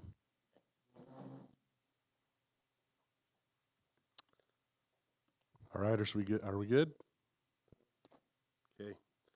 With that, we're going to proceed to item 7B, litigation report, Deputy Attorney General Craig Burkett. A report will be provided on Nevada Department of Wildlife litigation. So this will be a short report again. As it relates to litigation issues, we are the Maytag repairman right now, which is a good thing, obviously. Of course, that doesn't mean we're not doing a whole lot with the department from the Attorney General's office. As it relates to litigation, I just thought I'd add support to Commissioner McNinch's discussion about the Interstate Violator Compact and the value of that compact to the state of Nevada and in service of wildlife to other western states, the amount of time the wardens expend in investigating cases, the amount of money the department expends in supporting those cases, and then a DA taking that case to trial or plea bargain to get a result if you think about the amount of energy expended there, and then if we can't get other states to honor that action, you're really doing a disservice to wildlife, because people are going to do that. Feel free to do it in other states. And this commission's dealt with petitions on these issues previously, where guides, you've dealt with guide issues, and you have guides that serve in multiple states, and you have hunters that engage, of course, throughout the western states in applying for tags. Not only is the interstate compact valuable for the state of Nevada to know what kind of conduct's going on in other states, but it's important for states to honor actions that are implemented and convictions that are successfully achieved by our wardens. So I just wanted to issue some support for that from the Attorney General's office. Of course, we're the largest law enforcement agency in the state, so we want to see this happen. Thank you. I'll be happy to answer any questions. Thank you. Any questions for Doug Burkett? Seeing none, we will go to agenda item number 7C. Report on Columbian sharp-tailed grouse in Nevada. Wildlife Staff Specialist Justin Small and Game Division Biologist Matt Jeffers.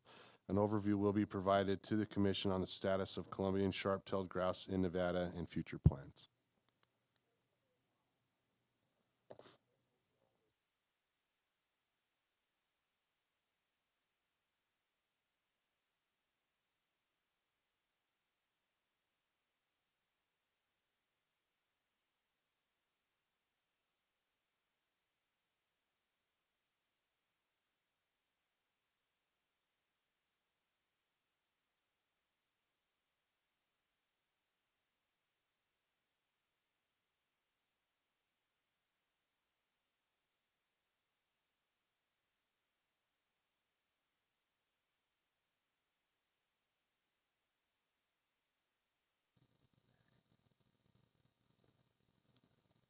My wife always says I can speak loud when I need to.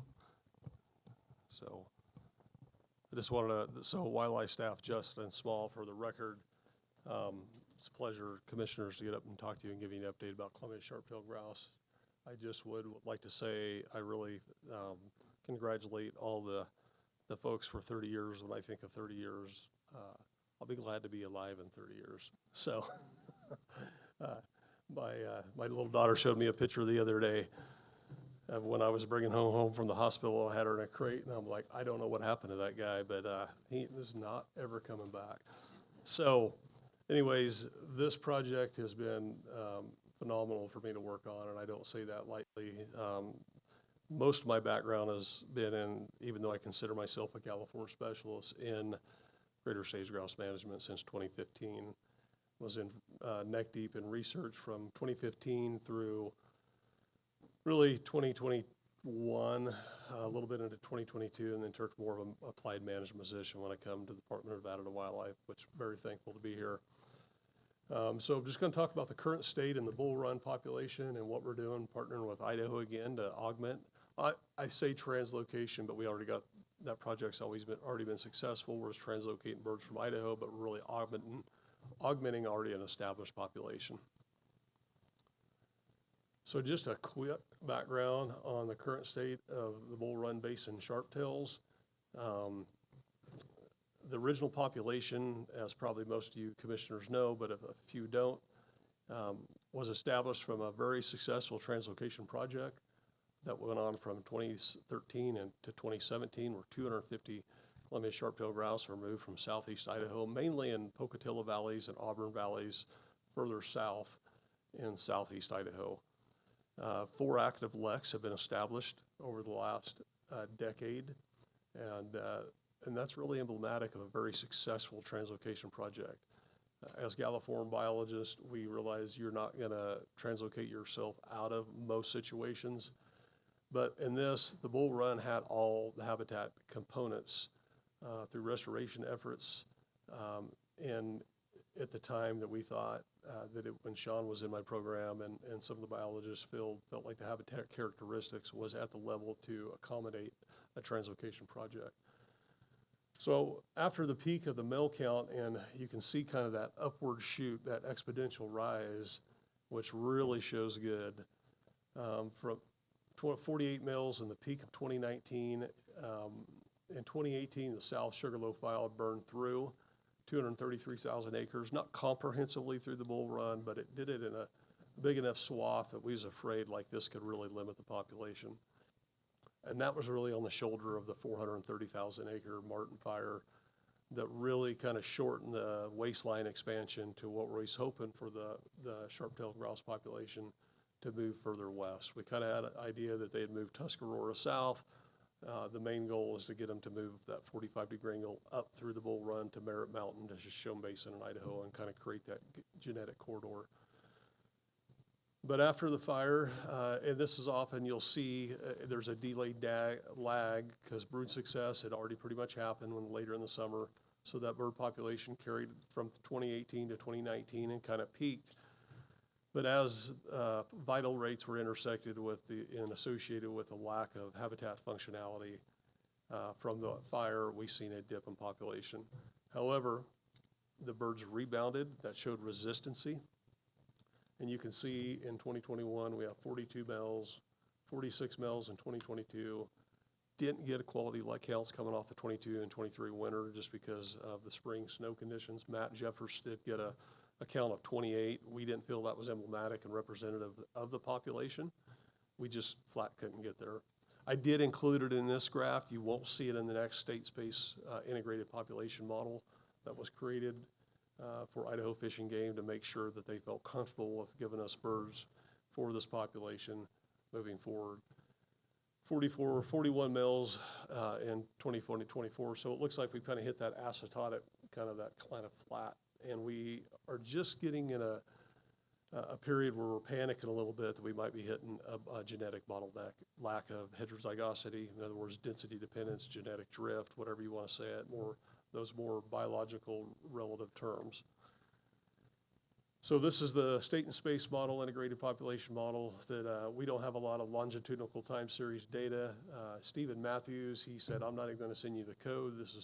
I can do this in 30, 40 minutes to an hour. Send me what you have. I sent him what I had.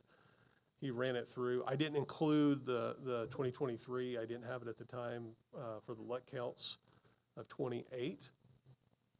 But the light gray shows what we do know, and it follows right on with how the birds is tracked through time. To the right, that shows the predicted population into the future of what it'll be. There's a wide range and variance in those creditable intervals, but what it does show, it is projected to grow in the future. And this is good for us going to Idaho Fish and Game. They were more accommodating, but they wanted to have some statistical background that they're not throwing birds at a bad project, even though they were on board supportive. As Matt Jeffers, I'll steal his term, you can't buy Columbia sharp-tailed grouse on the open market right now, and their range is shrinking greatly. So we want to be super careful and very thoughtful ecologically and biologically about how we navigate this going forward.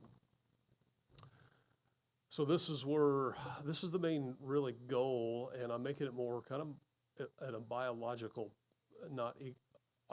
so I will separate biology and ecology here. Those terms get blended together, but there's a little bit of differentiation when you're looking at what could be happen. And this not just for galliform research, this could be big game or anything. Numbers that create a demographic trap is sometimes different, and there's a lot of different variables that compound that. But we want to prevent a demographic trap situation, and in biology, wildlife biology, kind of get more in the weeds of it, we call this the Lill effect. The Lill effect is an example of that, is when you have a population that hits a critical density where growth rate becomes negative consistently. We can call it genetic drift, the inverse density dependence, genetic washout is kind of a lay term. But overall, fitness continuity through time and population sustainability and viability is greatly dampened if this is driving it.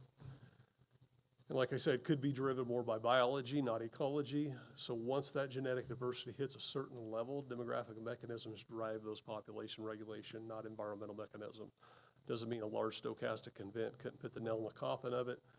But typically, when I think of biology and what I'm explaining here, those demographic mechanisms, I think feathers down, not feathers out. In other words, not the way the birds are reacting and interacting with their ecosystem, but the way they're, what's going on inside of the bird that's driving that vital rate response.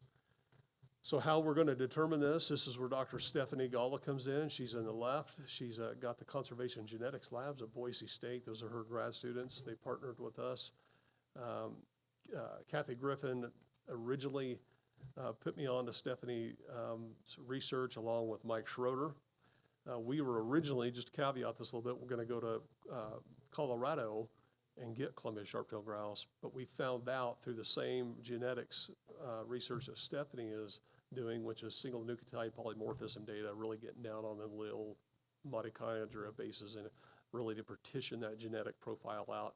That's kind of at the expanse of, I'm not a population geneticist, but Stephanie was really good I knew enough about it to know that it was of high priority to look at this.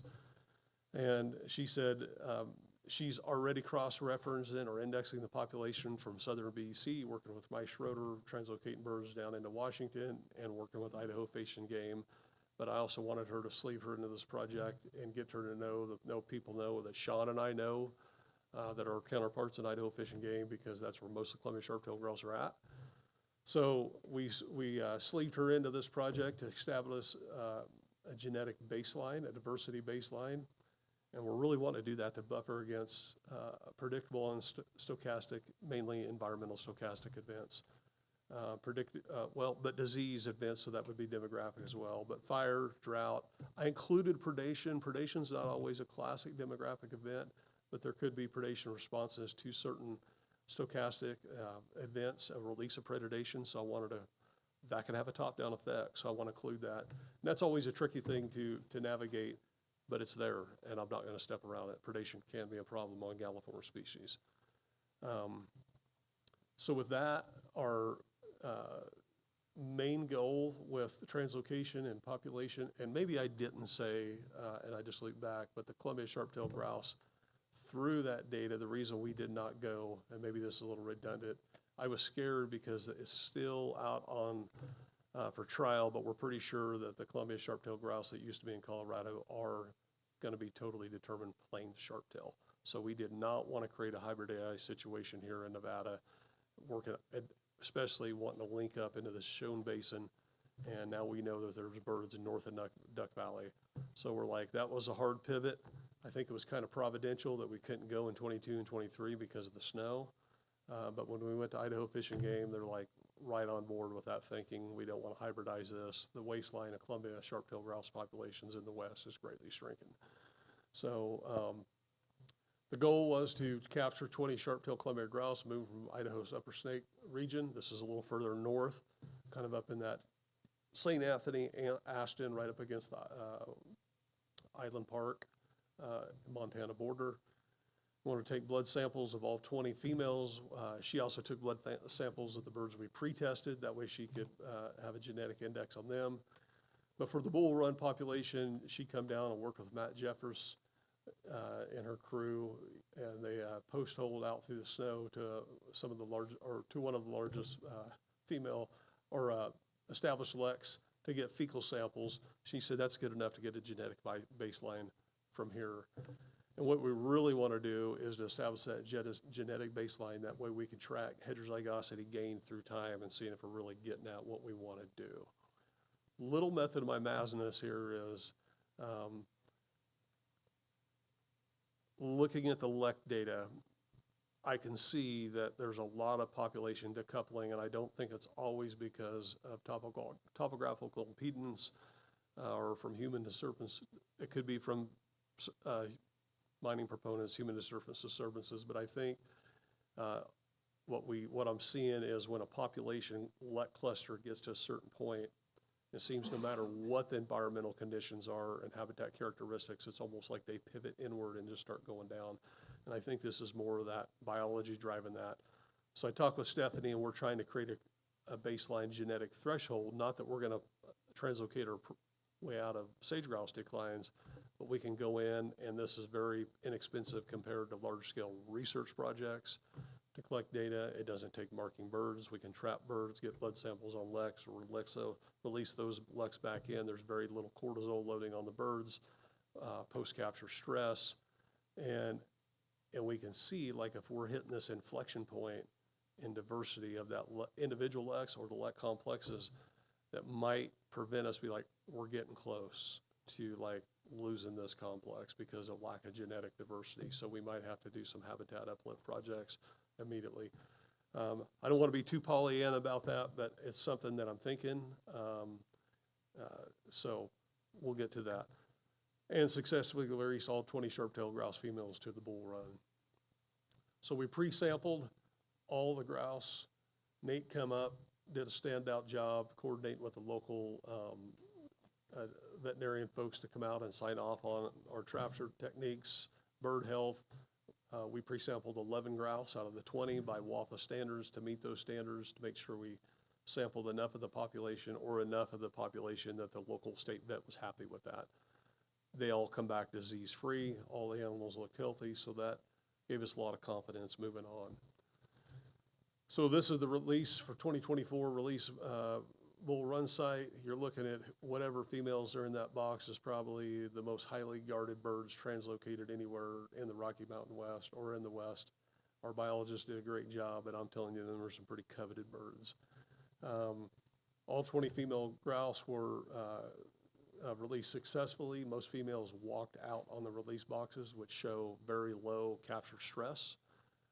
They were held overnight. They were shipped straight to the bull run. We had runners each day as we captured birds, or the days we captured birds. But we captured at least one to so every day. There was a few days, 1 or 2 days we didn't. But also when they reach out and they're low stress, this helps prevent immediate, not prevent, but helps with immediate and initial site fidelity where they won't leave that area. No mortality events during capture. This is a really big thing, and also speaks to the professionality of our field crews, that these guys knew what they were doing. After running research projects for years within an academic setting, I'm not just saying this, but I've never been more impressed with the way things went off, kind of not only like a well-oiled machine, but the professionality, the way our folks handled things on every angle. It made my job where I could just show up and act like a super technician and not really any kind of program leader. So it was really great. No birds are radio marked. We didn't want to induce any extra stress. I like to research things. I like to see movements, but where it don't matter, I don't like to mark birds. I've done quite a bit of research on looking at mortality rates of marking birds, and also even getting more down in the weeds, a differential mortality between VHF and GPS marked birds. I got a publication coming out on that pretty soon. But it's like, if you don't have to mark them, let's not mark them. This is the bull run translocation site for the spring. Matt and them did a great job out there at making the box look as cryptic. You can see that little black line a little bit. Maybe it's not clear, but it's going to the pulley system. They just slowly pulley the system. The door opened up. The birds, I think 99, 98% of them just walked out. That's more detailed. The guys took a lot of precautions. So I have a few videos here for you. These are like 14, 15-second videos, and then the last one is what Con Ed did this year for helping folks identify what Columbia sharp-tailed grouse is for kind of educational purposes. And our Con Ed crew did a really bang-up job, and you'll see that video. It's about a minute long, but I'll play this one. Oops.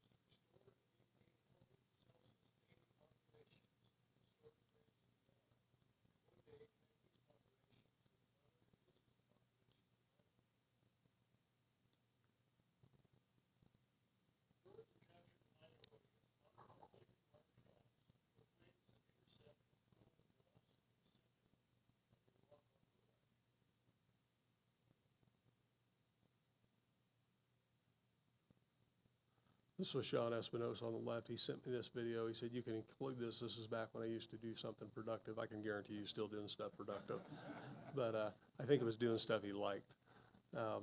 This is Southeast Idaho. This is off the original one. This looks like Hawaii compared to where we was trapping. We was trapping in a variable brush field, kind of at the upper edge of sage grouse on the brain. Columbia sharp-tailed grouse range. So it was a different process altogether, but we persevered and we did good. So this is what Con Ed put out this year, and I think this is just really awesome.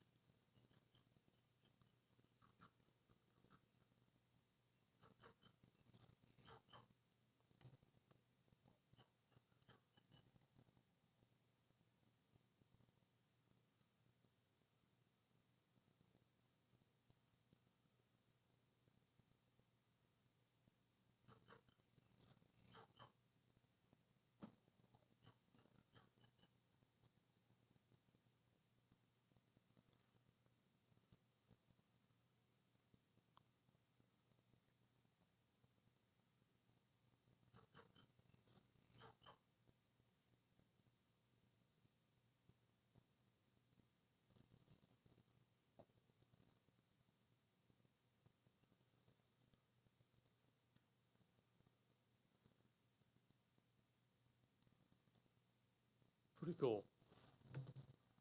Thought they did a really good job. So just last slide here, future plans. Idaho Fish and Game has committed for 2 more years. We didn't ask for that. We originally asked for 15 birds. They said, let's do 20. And then we're gonna commit for 2 more years. We wanna see this project be successful. So in the spring, we're gonna go up to Pocatello region. Not sure if it's gonna be a little south of Pocatello or possibly up by Tex Creek. As far as the timing, that'll be around the weather. We think we missed the peak of lekking this year, so we're gonna try to go just a week early and see if we can't capture that. But 2026 is left to be determined. One last thought, we will be discussing with Idaho Fish and Game, and Scott, Matt, Scheinzel, I talked about this during our upland game meeting the past month ago. But we'd like to get an additional 20 males and see if we can establish a kind of a let closer to Merritt Mountain to kind of stair step that genetic corridor, see if we can't speed that up to the Shoshone Basin and from Nevada to Idaho. But that's, we know they're committed. We don't want to, like the old saying, you don't want to look a gift horse in the mouth and ask for too much. But if they say no, they say no. But I'm the mindset, we're going to ask anyways. All they can say is no. So we got good relationships with them. So special thanks, Idaho Fish and Game, Jeff Knetter, Jennifer Struthers, Matt Pruitt was our field guy out there and really helped us kind of figure out what leks we had to trap. Shane Roberts, Wildlife Bureau Chief up there. I emailed him and Jeff first on to get this started. NDOW Game, regional biologists, big shout out to, and not disclude anybody else, but big shout out to Scott and Matt for doing a lot of the scheduling. Everything went extremely well. I mean, there's always hiccups, but they weren't even noticeable really. The amount of, running research projects before, you quickly learn that some people's 100% looks different than other 100 people's 100%. So you gotta be careful about putting, everybody just showed up and got after it. And that meant a lot to me. Habitat come up, diversity, fisheries, all the same. Kind of embodied the one NDOW. I know it's kind of come cliche a little bit to say one NDOW, but it was evident here. NDOW Wildlife Health, Nate come up, did a bang up job. Everything off went up to the hitch. Boise State, getting to work with Dr. Stephanie Gall's lab, super good person, looking forward to working with her in the future, like super easy to collaborate with. And I can see we got some good things to do in the future. U.S. Geological Service, I kept Stephen Matthews. Anytime you do a high-level project around a species, you always want to be kept in the loop, and I pulled him in on this and he was really appreciative of that. He has fidelity to that project for sure. But this year, NDOW did the heavy lifting. So with that, very happy to report this. I think it's going to be a continued success, and looking forward to moving forward working with these species. With that, I'll take some questions. Any questions for Justin? Commissioner Booth? Very good presentation, but I would be kind of confusing. It would be kind of confusing if you were someone that was hunting and then seeing those birds and not being able to identify them. Is there any type of signage that you have for the public? We do. I think Sean's developed some of that on the past of what they do look like. Definitely, they're a little bit more in a group. The flight patterns are different. They're definitely, a 2/3 smaller. Some of that does happen in Idaho. It's a little different. We have a season overlapping with another sage grouse season. But we might need to take a harder look at that and do some more, being as the population is getting bigger and expanding, maybe do some workshops. That brings up a good point, Eddie, that to actually show kind of some of the nuances and the difference and show some birds flushing. I could come up with some videos of birds flushing in a hunting situation and identifying versus just when you see them in the field. I've never mistaken them for sage grouse. I had them overlap a little bit in my graduate work. But I realize youth, that's something different, or somebody that's more of a novice getting into it. Same could be said about chukar or, Hungarian partridge, but they can both be hunted, and usually those seasons are in parallel. But we are aware of that, but there's just almost so much you can do to dampen that down at some point. There's just probably going to be some mistakes made, unfortunately. Within that time of year, and Sean could speak a little better to this, and probably Matt Jefferson Scott, because that's their area, but it's probably not going to be a lot of overlap where the sage grouse are at. I mean, I'm sure there's sage grouse in the bull run, but locally, they also know that this is a area of high conservation concerns, and that's the only area we have sharp-tailed grouse. So people's pretty on the lookout for this. But it's always good to do more as far as information goes of informing the public. So I wouldn't be against any of that. And if you guys recommend that as far as workshops and any further detail, I definitely would. Thank you. Commissioner McNinch? Thank you, Mr. Chairman. So Justin, what's your outreach look like to people trying to, garner information, where you're asking them, here's your pitch, for sightings and, because I know there's people out there that do go out and look for them every year. Yeah. They do find them every year. They do post it, and I know Jasmine, being associated with LAS, there's information posted now. I've seen it here recently, and I think it's becoming definitely more of it's a species people want to go travel and go look at. It's like the snowcocks up in the rubies, people are specifically going out into these areas to look for them. So I think if there was a good outreach to them, I think you'd probably get your information that you're looking for. Yeah, really good point. And I need to reach out more to the eastern side. But any sightings, and I've done this with Mountquell recently too, any sightings the public has, I said, I'll keep your information. Of course, that's not a hunted species, so people's not so cautious about handing that out, thinking somebody's going to go hunt their spot. But I've had almost a half a dozen people this season reach out to me about Mountquell locations in the western Nevada, and I want that kind of same continuity with the public to feel like they can reach out to me and give me these people were giving me UTMs of where they seen cuppies. And I'd really like to see that around that southern Tuscarora, kind of that waistline down lower, and then up on Merritt Mountain, and see if we can't really come up with an idea, some spatial data on possible, not high, kind of do an RSF in a sense, and not high occupancy, but we know how we have occupancy in these areas.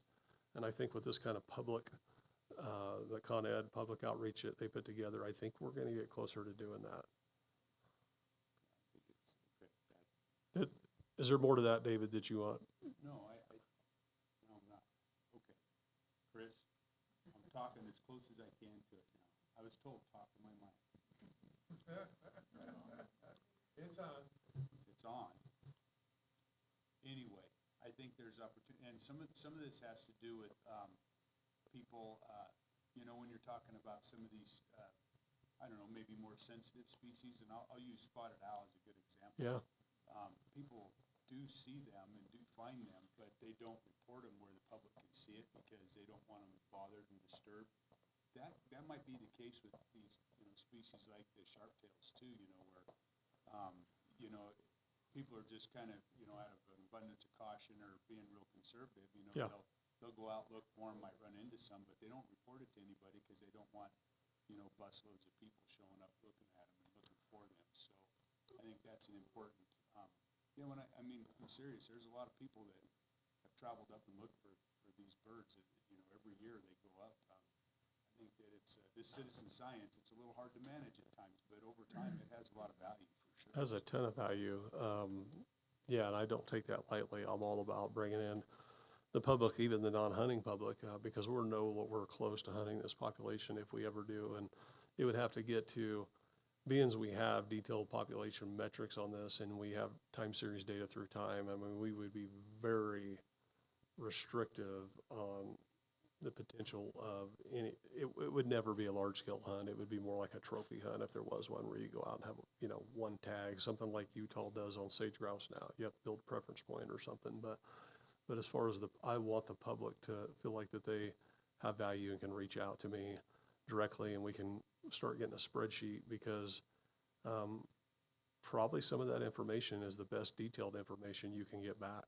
A lot of times there's pictures associated with UTMs and sightings and truthfully, and when I was doing my PhD in Utah and greater sage grouse, I found several new leks based off of people coming out just interacting with lek surveys, and they're like, we seen a lek where it's not documented.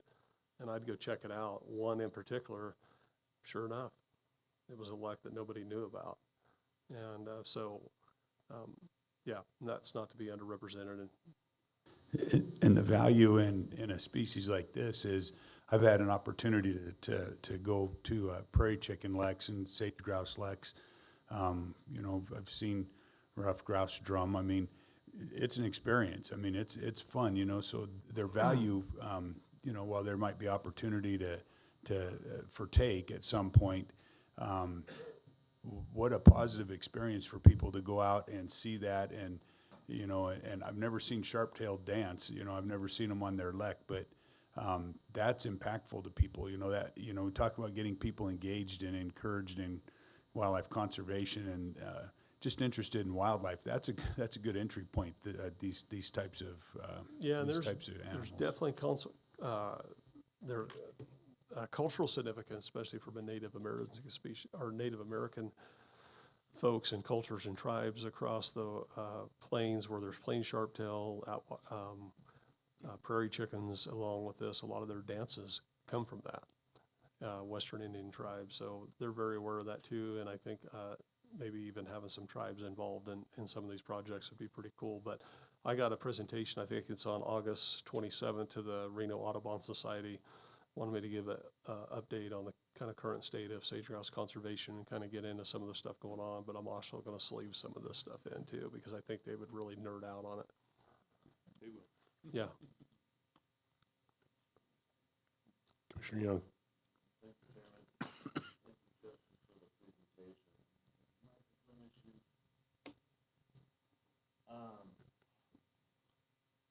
Quick question. Why is the Columbian sharptail, is there fewer than them? All grouse species are obviously struggling with, sagebrush, loss of sagebrush habitat. But why is there less of them than another one? Are they more vulnerable, or are they more reliant on quality habitat or higher elevation, or what is the difference? No, so there's Columbia sharp-tailed grouse have a little bit not a different life history strategy, but they partition out from different habitat use in greater sage grouse, and it's more grassland oriented. It's that intersection between mountain shrub communities on the upper end and on the lower end, kind of native bunch grass communities, blue bunch wheatgrass, Idaho fescue, kind of the Wyoming incense plant associations that we've lost. And a lot of that has been lost to cheatgrass conversion, invasive annuals. In Idaho, it's as much Medusa head as it is cheatgrass, and fires removed a lot of their native habitat. They don't mind some brush component, but they don't need that 15 to 18% residual brush cover that sage grouse need.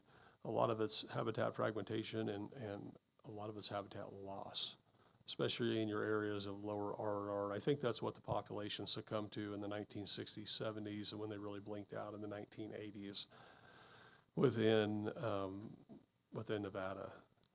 But as you get kind of that waistline kind of goes north up to, you get out of the Great Basin habitat into the Columbian Plateau. Idaho has a little bit more higher R&R habitat, and you just strictly get out of 6 to 8 inch up to more 12 to 14, 15 inch precipitation regime. So they have more habitat uplift restoration projects, probably success in Columbia sharp-tailed grouse habitat. And then there's just some historical habitat up there that hasn't succumbed to the same problems that we have in the Great Basin down here. Probably down in the Great Basin, especially in northern Nevada, that was kind of the bottom end of the peripheral of their habitat, I would say, down to maybe I-80. But they do partition habitat off a little bit for sage grouse, not to get too much into the weeds about the ecology of that. We've seen sage grouse up there, not a lot, but the sharp-tails lucking on the same lack. But that's kind of at the upper edge of their habitat. They're a little bit more of a grassland species. Natives, but they do well in the CRP, certain areas like that, like they have Mike Schroeder's, what he's doing in Washington. Our Columbia sharp-tailed grouse down here are a little different, and it's kind of amazing. I talked to Stephanie, she's working with Mike Schroeder up in BC, and you can have blue grouse or dusky grouse, spruce grouse, Columbia sharp-tailed grouse, and rough grouse, all in kind of the same ecotone within maybe 2 square miles. It's crazy. So most of the birds that he's capturing up there it's local adaptation, right? But they're capturing them in kind of clear cuts, timber breaks. But I think Idaho has got the best habitat left. And that's why we've seen this kind of population constriction. The furthest east is in Grand Teton National Park. And the same thing can happen, what's happened in our population. Stephanie left our project and went up there and took some blood samples on that and want to start building a population of heterozygosity index on that because they feel like they're going to genetically implode. But they've been geographically separated for quite a while. And the population's kind of unique. It's a high elevation, 7,500 feet, kind of mountain shrub community, some serviceberry, but mostly mountain sage, and some old CRP farmsteads that before Teton became a park. That's still there. But did that get to it? Yes, you did. Yeah. Any additional questions or comments? All right, seeing none. Thank you, Justin. That was a great presentation. Appreciate it. Thank you, commissioners. Let's take a quick bathroom break and come back at 10:30.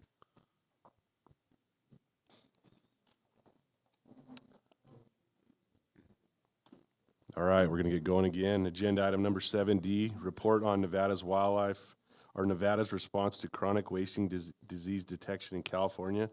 Wildlife Health Specialist Dr. Nate LaHue. A report will be given on planned actions in response to the detection of CWD in Bishop, California.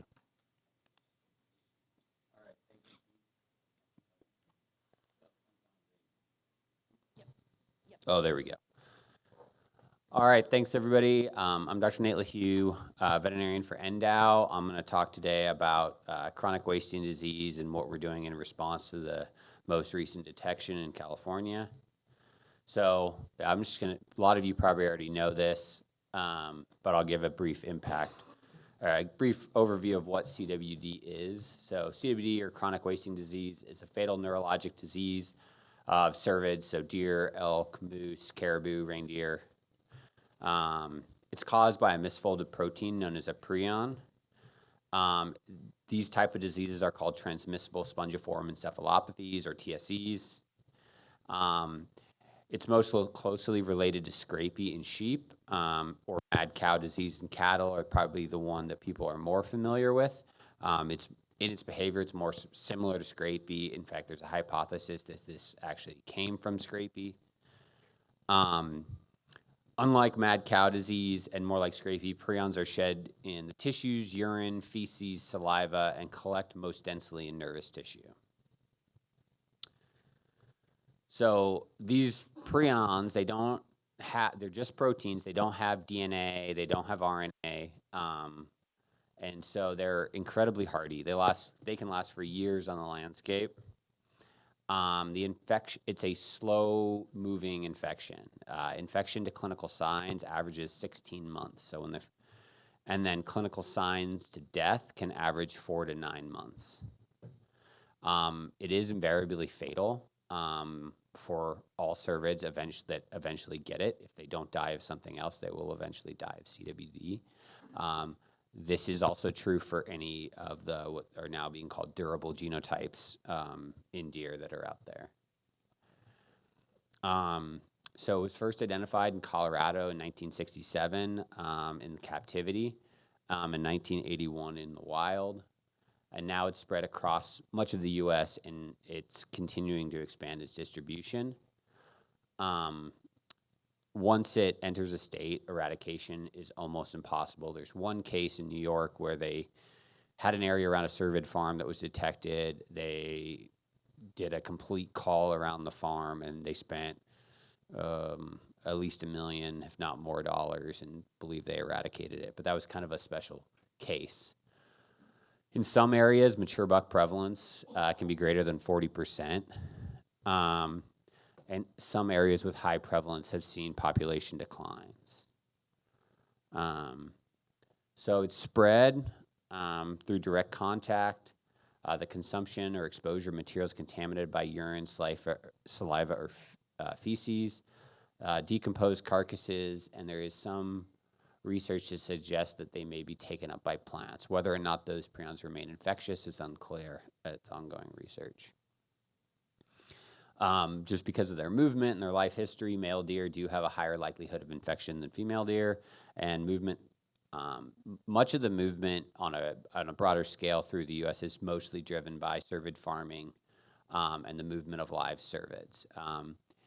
Because of how this disease, and we'll get into this a little bit, but there is no reliable current live animal test. It's a post-mortem test, so ensuring that a CWD animal is CWD free is difficult. There are a few live animal tests that are being developed, but those are less sensitive, and so you may have an animal that's in the early stage of infection that tests negative. We also have a concern with carcass transportation and dumping. We've talked about, that saliva, urine, and the carcass. So if you bring in a carcass, that can potentially ends up on the landscape, and that can contaminate that with prion. And then deer movement is a driver at more local scale. So on your overlapping deer herds, migration corridors, those kind of things also lead to more local. Unlikely this California detection, given how far it is from detected CWD, was moved. Anything was a natural movement. This was certainly due to either live animal or carcass movement. So this just shows the current distribution. I believe it's 34 states. It's found in U.S., Canada, South Korea, and Norway. You can see the most detections. That box elder in the northwest Utah that borders Nevada is either, from my conversation with them, it's either mistaken or it's just outside on that east or on the eastern side of box elder. So it doesn't actually abut the northeastern border. But that is, that east side of the state, and until this most recent detection, that was our big concern, and that's where we focused more of our surveillance. But now we have Inyo County and the west side of California. So what are the impacts? So there's a large financial cost. Most recent paper was 25.5 million in 2020 among state agencies. Mule deer populations have shown declines when prevalence is above 20%. In elk, high prevalence can limit their growth. There is some modeling showing some deer herds have shown declines with prevalence as low as 5%. And high prevalence limits the ability of deer populations to respond to other events. So because of that lower survival due to CWD, and that's maybe why you see that 5%, is because other factors, we have drought, we have bad winter, it limits their ability to their population to respond. And there's a large impact on the hunter experience. The CDC, well, there's never been a documented case, there's no evidence that it is a prion disease that is transmissible to people. There are mutations out there or that have the potential to come about that could change that. And out of an abundance of caution, the CDC recommends not consuming CWD positive deer. And so most people, or a significant number of people, follow that advice. So if you're talking about an area like in Wisconsin, parts of Colorado, where you have 40-50% mature buck prevalence, that has a pretty significant effect. And the eastern whitetail population is they're almost getting stuck where they would like to harvest more animals, so lower that deer density in order to reduce the prevalence of CWD. However, people don't want to go out and shoot does because if there's a 50% chance I'm just going to throw that meat away, it's not worth the effort for them. CWD mortality at higher prevalence can also limit the number of older age class bucks because they get exposed when they're young, and they typically, if they're exposed when they're very young, they'll die by 3 or so years of age. So can CWD be managed? And I would say my caveat to this is an area of ongoing research. We know a lot about the biology of CWD, but we don't know a lot about what works and sometimes why certain areas experience higher prevalences than others. However, there are some tools that have been shown by a few states that do work. In general, higher hunting pressure, especially in the late season, is associated with stable CWD prevalence. And these changes are most effective before prevalence goes above 5%. So because going back to that thing where CWD is pretty hardy on the landscape, once you have a high environmental reservoir, you have high environmental contamination, it becomes much more difficult to manage it. But if you start managing before prevalence is above 5%, you have the most effective way to try to keep that prevalence low.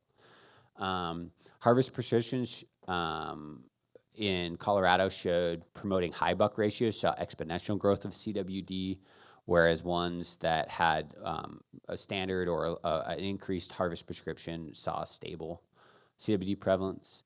More bucks harvested in winter are CWD positive compared to early fall, so later season shifts that even without more tags that favor those more mature bucks that can you're more likely to remove CWD positive animals. And then one really important thing that we have going for us is that we do not allow the import or propagation of captive cervage, which, as I said again, has been responsible for a large amount of movement. So prior to this spring, the area with the highest risk was deemed to be either the northwest part of the state due to proximity of Idaho or Utah, or near urban areas or borders where carcass dumping was most likely to occur. So many states, including Nevada, have carcass transport restrictions. But sometimes that means that people only know about the state they live in, and they're going to dump carcasses before they enter that state.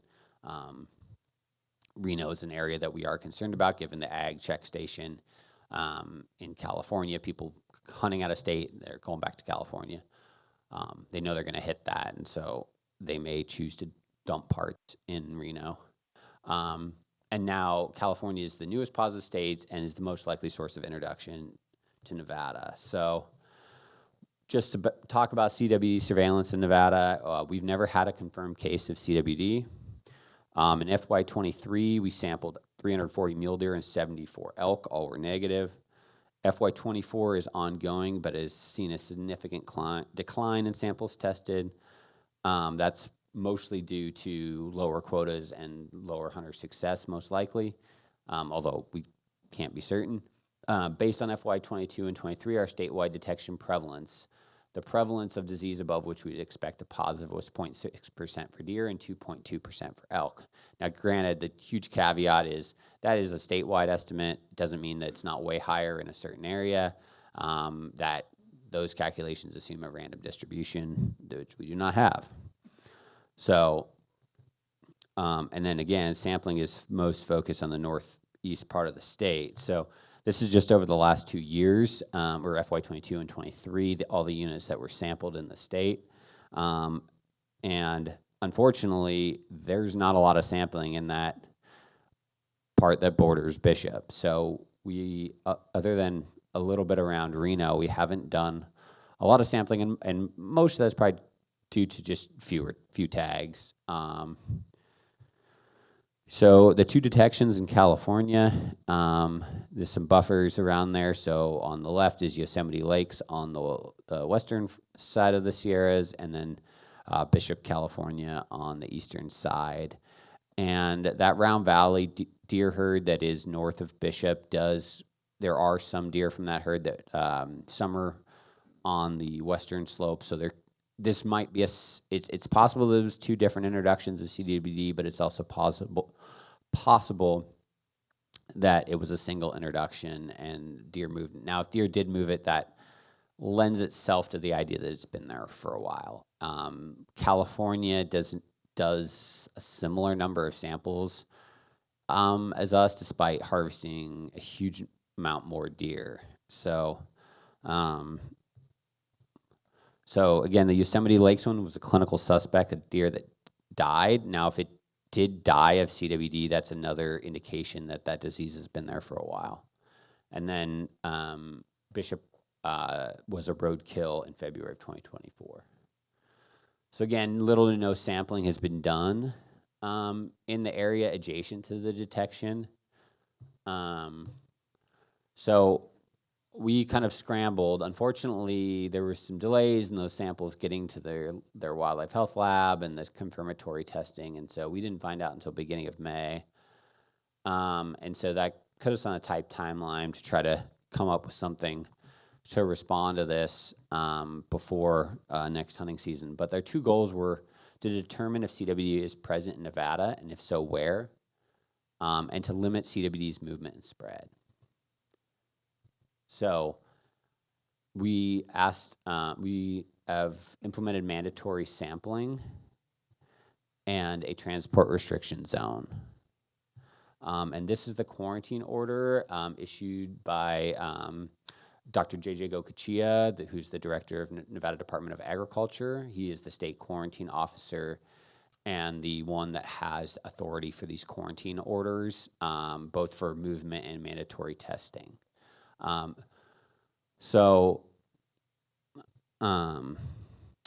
Again, quarantine issued by the quarantine. It establishes a transport restriction zone with the following restrictions: mandatory sampling, carcass movement requirements.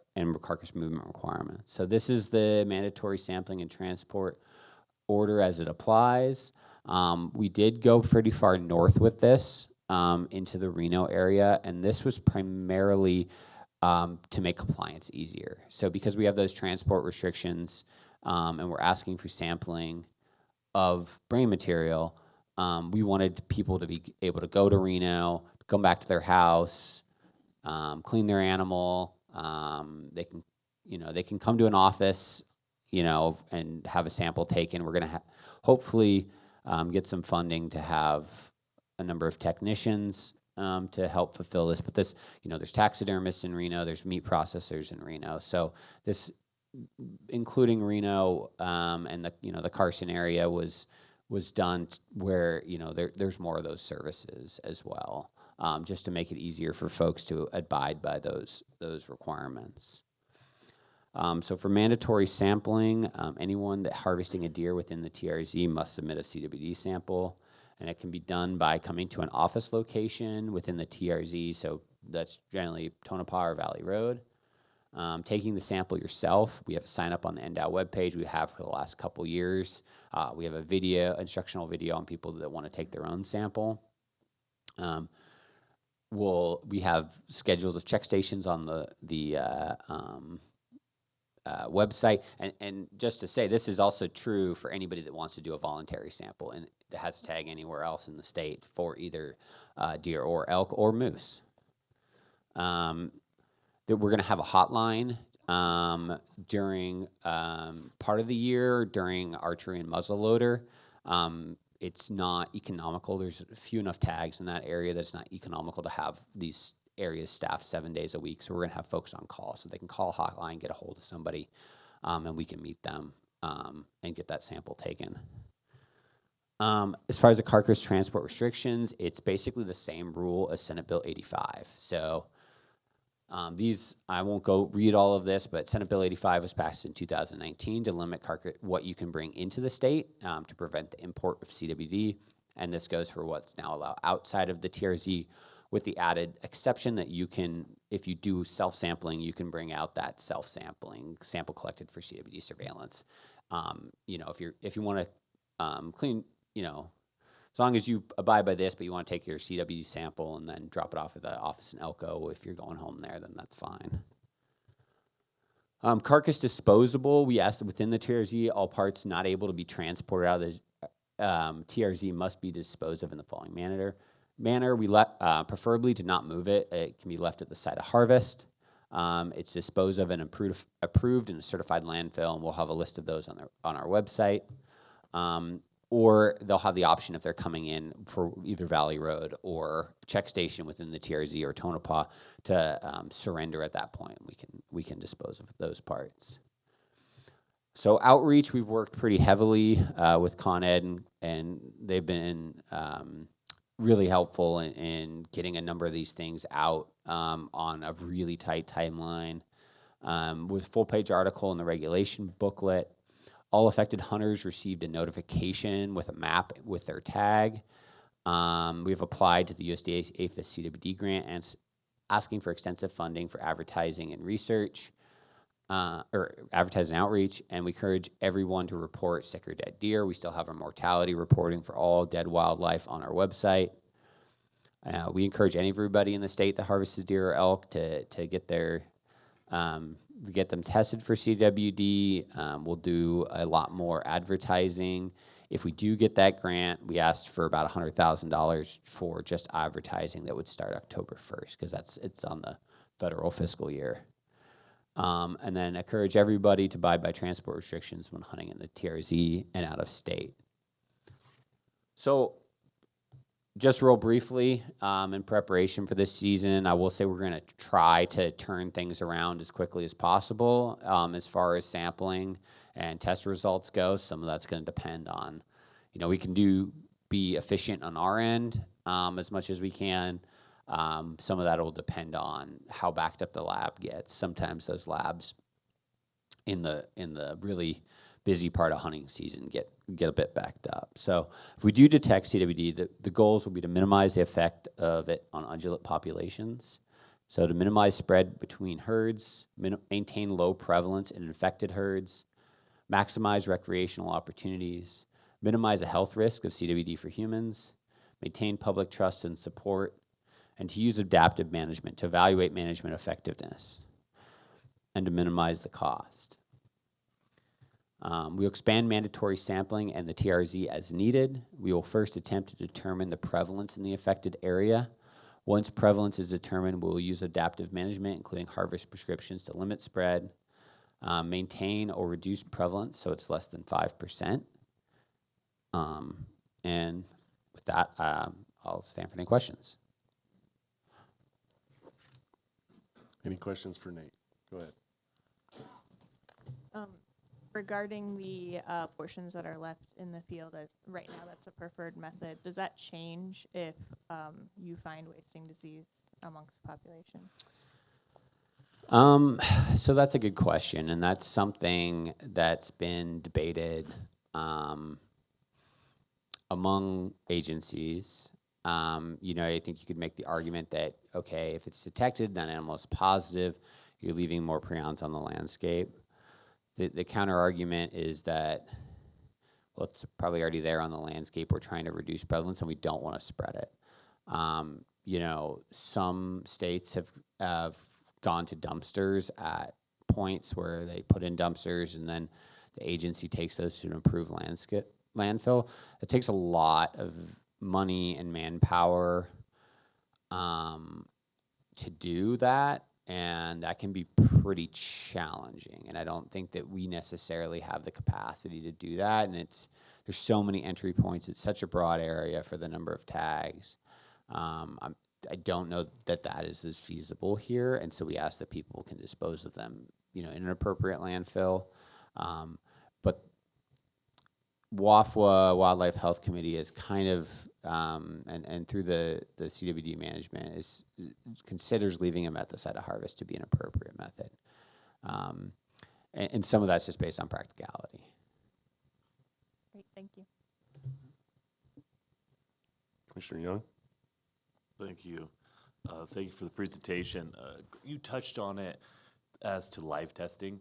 Mm-hmm. Could you go back in a little more detail as to where we're exactly at on, because I've heard the same thing or read the same thing, where there is live testing, but it's maybe not reliable. Could you just go in a little more detail? Yeah, so when we get into live testing, there's a huge number of different things being considered. I would say the most reliable is anything that is lymphoid-associated tissue. So they would call remote biopsies or rectal-associated lymphoid tissue. Biopsies are probably the closest to postmortem testing, and that uses similar techniques to traditional CWD testing. It's less sensitive, but it also involves a capture and a biopsy, and so it's more labor intensive. There are some newer techniques, notably RT-Quick and PMCA, that actually allow they're almost like a PCR for prions, where they amplify that prion material, and so those are getting to the point where they do have some utilization.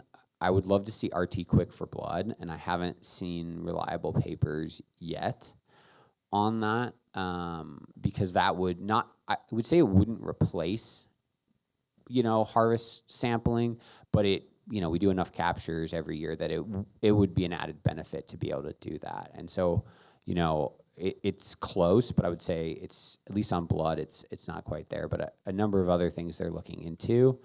I would say, I think some of the biggest concerns over those that have maybe held things back is use in the cervid industry. And there's been cases where they do live animal tests.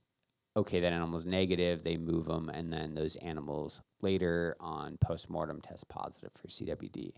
And so now, granted, an animal can be infected and be negative on harvest, but that is a concern. And so they're certainly there, and we're certainly following that development. Some states are using it in their research programs.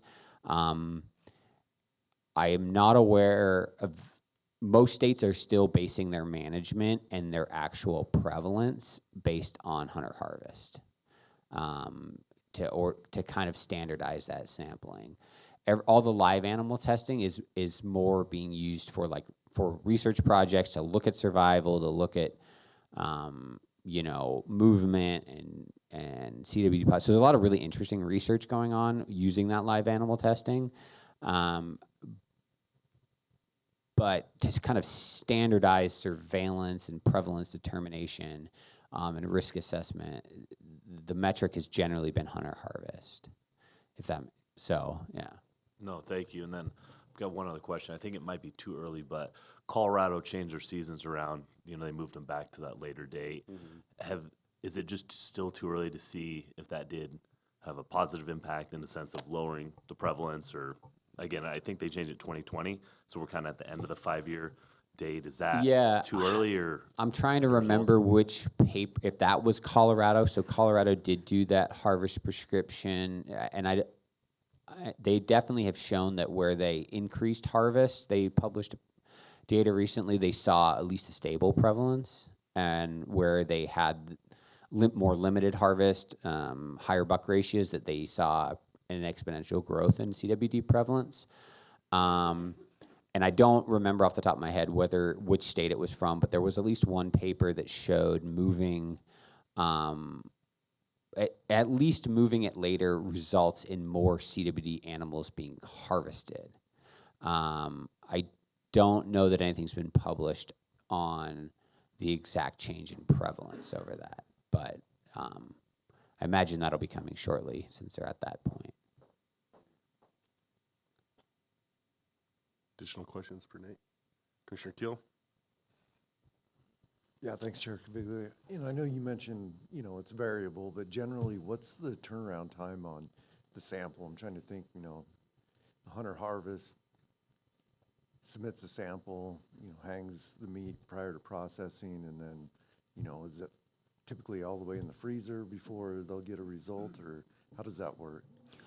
So, I mean, in the past here, I mean, they've pretty much put it in the freezer. We haven't expedited samples. I mean, we just wait till we have a good batch and then we send them in. The reason being we've never had a positive. And so, we kind of tell people like, well, statistically, it's unlikely that you're going to be, patient 0 on, your animal being positive. This year, we're going to try to send out samples weekly or every other week at least during some of the slower seasons. Turnaround time at the lab can be, I'm hoping within the realm, but it's going to be a couple weeks before they're going to get the results. Just we got to get them sent out. And I would say states that do fast turnaround time generally can get results out within a couple weeks. But again, you can run into those times when the labs are just overloaded. Gotcha. Thank you. I've got one quick question. So and you might have mentioned it and I missed it, but was California have they actively been testing for CWD prior to this? Yeah, they have. It's just it's been limited in numbers as far as where, and they have targeted some specific areas. They actually have targeted more like Northeast California, just because Idaho and some of the other areas. So they have been doing surveillance. They did it when CWD kind of came on the radar and was more talked about for early 2000s, and then it basically went down to nothing. And then the last 4 or 5 years, they've ramped it back up. But again, if you look at other states and the number of deer they harvest, you would expect them to be a lot higher. I think last year they harvested something like 500 or so, and they're probably, I think they presented on it, they're probably about like 1.5% of their harvested animals are tested, and we're probably about 4 to 6% in Nevada. Yeah, it just makes me curious if they had been testing down there by Bishop or Yosemite. They were. Okay. They have, yeah, and that's how it was found. And roadkill animals are about twice as likely to detect positive. So, they have people driving, and there has been a focus in a lot of states on roadkill. Additional questions or comments? All right. Oh, Director Janae. So just real quick, Nate, that national website is cwdinfo.org, is that right? Yes, that is correct. And so if you go there, you can see the regulations for CWD for every state in the United States. And so, getting that information, and we're going to do some more push out just so that people know as they're transporting, if they're hunting Colorado or hunting Nevada from Colorado or anywhere else, is that people can understand what the transportation restrictions are, but also the CWD restrictions in each according state, because it's now at that point, like what we see with this California is you know, it didn't walk in. The CWD didn't walk in. It was most likely, you know, somebody who harvested somewhere else and transported CWD material back into California and then dumped it and created this scenario. And so I think this is, you know, trying to get this out and make people aware so that they don't end up leaving a state where that has CWD and start transporting and then kind of freak out, like the scenario of hitting the bug station at California and then dumping in Nevada.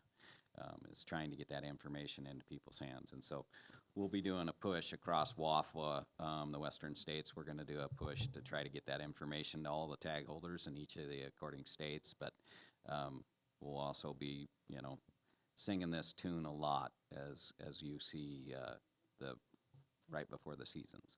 So just to give you a heads up, and it's cwdinfo.org. Yep. Yeah, and I'll just add part of what Alan's talking about too is part of the problem with some of that communication in the past is it's been done independently by each state, and they talk about their restrictions, but not necessarily the restrictions of neighboring states. And so the push is through WAFWA Communications Group and the Wildlife Health Committee to try to facilitate some common communication with hunters across the West so that they all understand it, and they understand that, hey, just because I'm driving through Nevada, I got to pay attention to, you know, I'm going back to California, or I'm driving through Idaho and I'm going back to Oregon, that all those states that they're driving through have those restrictions. Okay. Any additional questions or comments? Thank you. Thank you. All right, we'll go to agenda item number 7E, tag allocation and application hunt committee report. Committee chairman, myself. The report will be provided on the recent TAC committee. The TAC committee met Tuesday night. We basically had one agenda item, and it all kind of boiled back to our once-in-a-lifetime discussion we had at the last commission meeting. And then the discussion was, do we want to continue the discussion or drop it, or what was the flavor of the committee? Kind of left it up to everybody.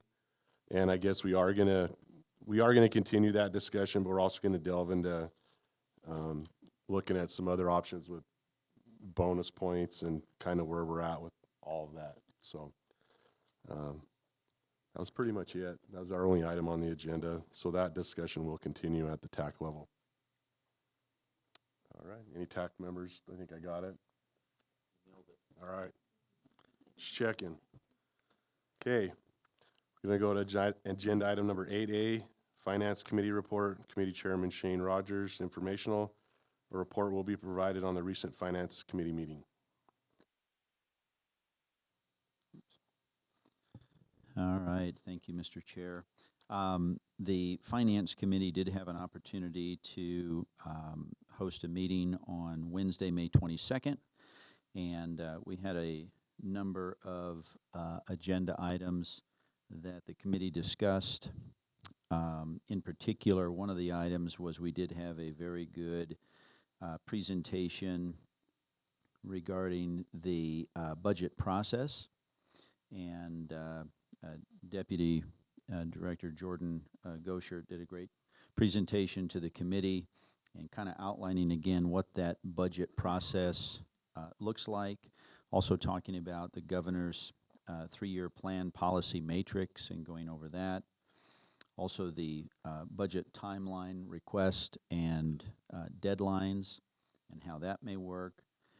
And then the other agenda item, or excuse me, and then the other agenda item was the CAB fiscal 2025 budget request, which we discussed as well. But it was probably one of the most informative Finance Committee meetings that we've had, and again, that was compliments to Deputy Director Goshert for having that review of that process. Other than that, those were the main takeaways from the committee meeting. If there's any committee members that have anything they'd like to add regarding the meeting.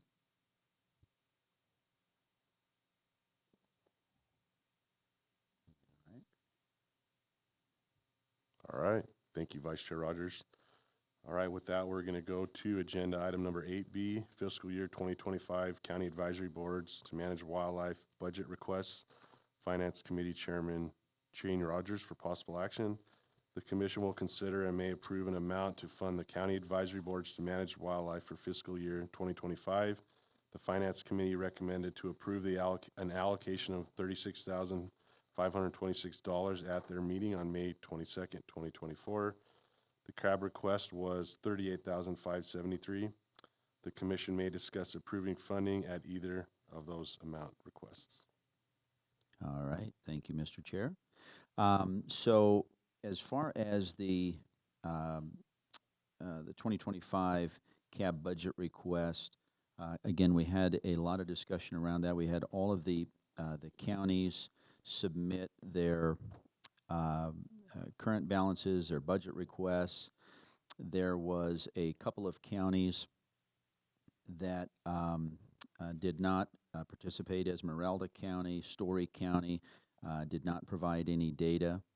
And then also the other counties of note was Carson City and Churchill, which did not have any, they had sufficient balances to cover their budget request.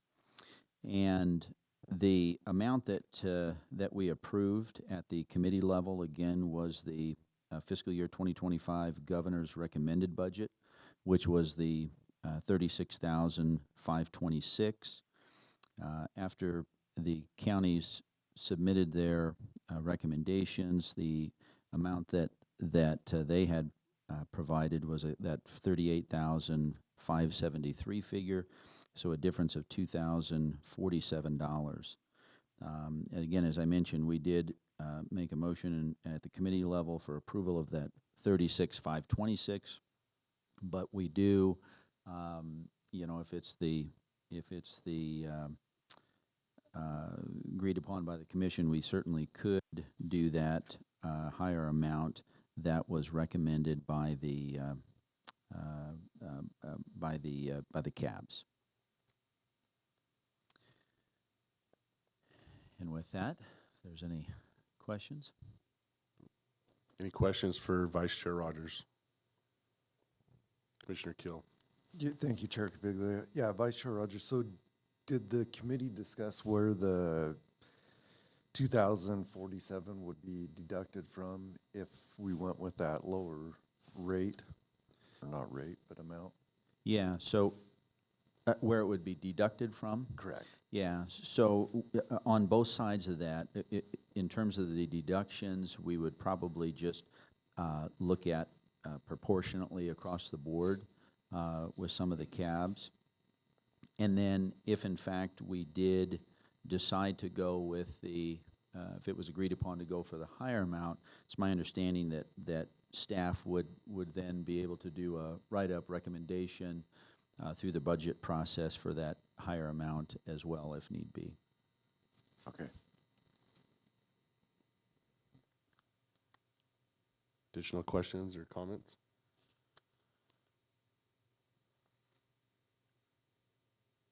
Everybody's pretty quiet. I'll take it out for CAB comment. Any CAB comment on agenda item number 8B? Any public comment?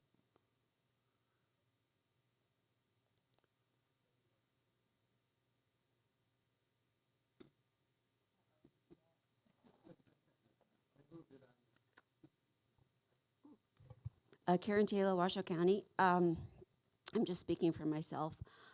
I've had some pretty negative experiences at my CAB, and I've also had some pretty positive experiences at my CAB in Washoe County. I personally would like to see the CABs go forward, but they really need to be fixed. Something needs to happen. They're not functioning the way that they should function, and it seems like you might be throwing good money at a bad system.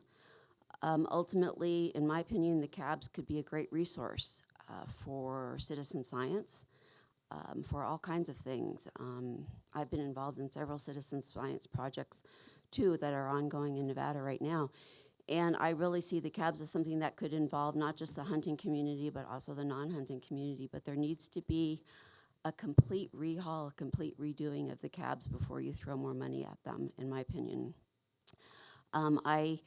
do want to compliment, there's been some great things that have happened at CABS. I really miss Chairman Flowers. He and I would not agree on the color of the sky, but he did a great job running the CAB in Washoe County way back when. I just hope that that before you put money into the CABs, that you rethink about the whole system and how it needs to be redone. Thank you. Thank you. Any additional public comment? All right, seeing none, I will bring it back to the commission for further discussion.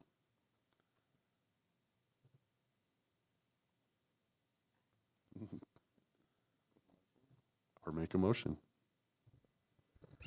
Okay, I would like to make a motion relative to the Finance Committee that the commission accept the $38,573 that the CAB committees have requested, which is $2,047 more than the balance provided, as long as Deputy Director Goshert feels that that's acceptable to the budget.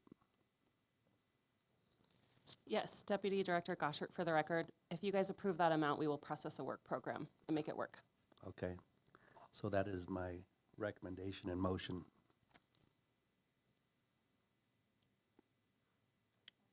Okay, I've got a motion by Commissioner Booth, second by Commissioner Wise. All those in favor, please say aye. Aye. Opposed? Okay, motion carries unanimously with Commissioner Walther absent. Okay, agenda item number 9, Commission Policy 12, Predator Fee for Habitat Research and Management. APRP Committee Chairman David McNinch for possible action. The commission will review a new Commission Policy 12 for the second time and may take action to recommend revising or adopting the policy. Thank you, Mr. Chairman. I'm going to let Kaylee deal with the policy, but I do want to just thank her for all the work that she has done. And she and I've had an opportunity to work with her on a couple of committees over the last several years, and she's been busy with stuff that's can be difficult, is difficult, but probably more, as much as anything, very tedious. And she's done an excellent job, and I've really enjoyed working with you, and I know you will do very well on your next at your next position. So congratulations. Thank you, Commissioner McNinch. I really appreciate the kind words, and I have appreciated working with all of you. And I hope to do so in the future still. So Commission Policy 12 is a new policy. It is the fee for habitat research and management. This is the second time it is in front of this commission. The committee also heard it one time before the commission did. So the commission can adopt this policy today if they please. There were no significant changes to this policy since the last time you guys saw it, just a few minor clarifications made. And I do know there's a couple text that's a weird font, so I'll go ahead and fix that before it's official if you guys were to approve that today. But that is all I have.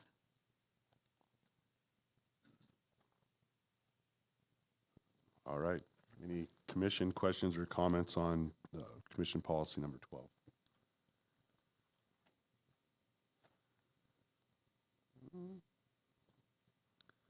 Looking pretty quiet up here. Okay, any CAB comment on Commission Policy number 12? Okay, seeing none. Any public comment on Commission Policy number 12? Seeing none, I'll bring it back to the commission.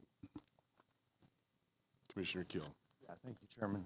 I know during the last, we had a significant discussion around, pot of funding relative to but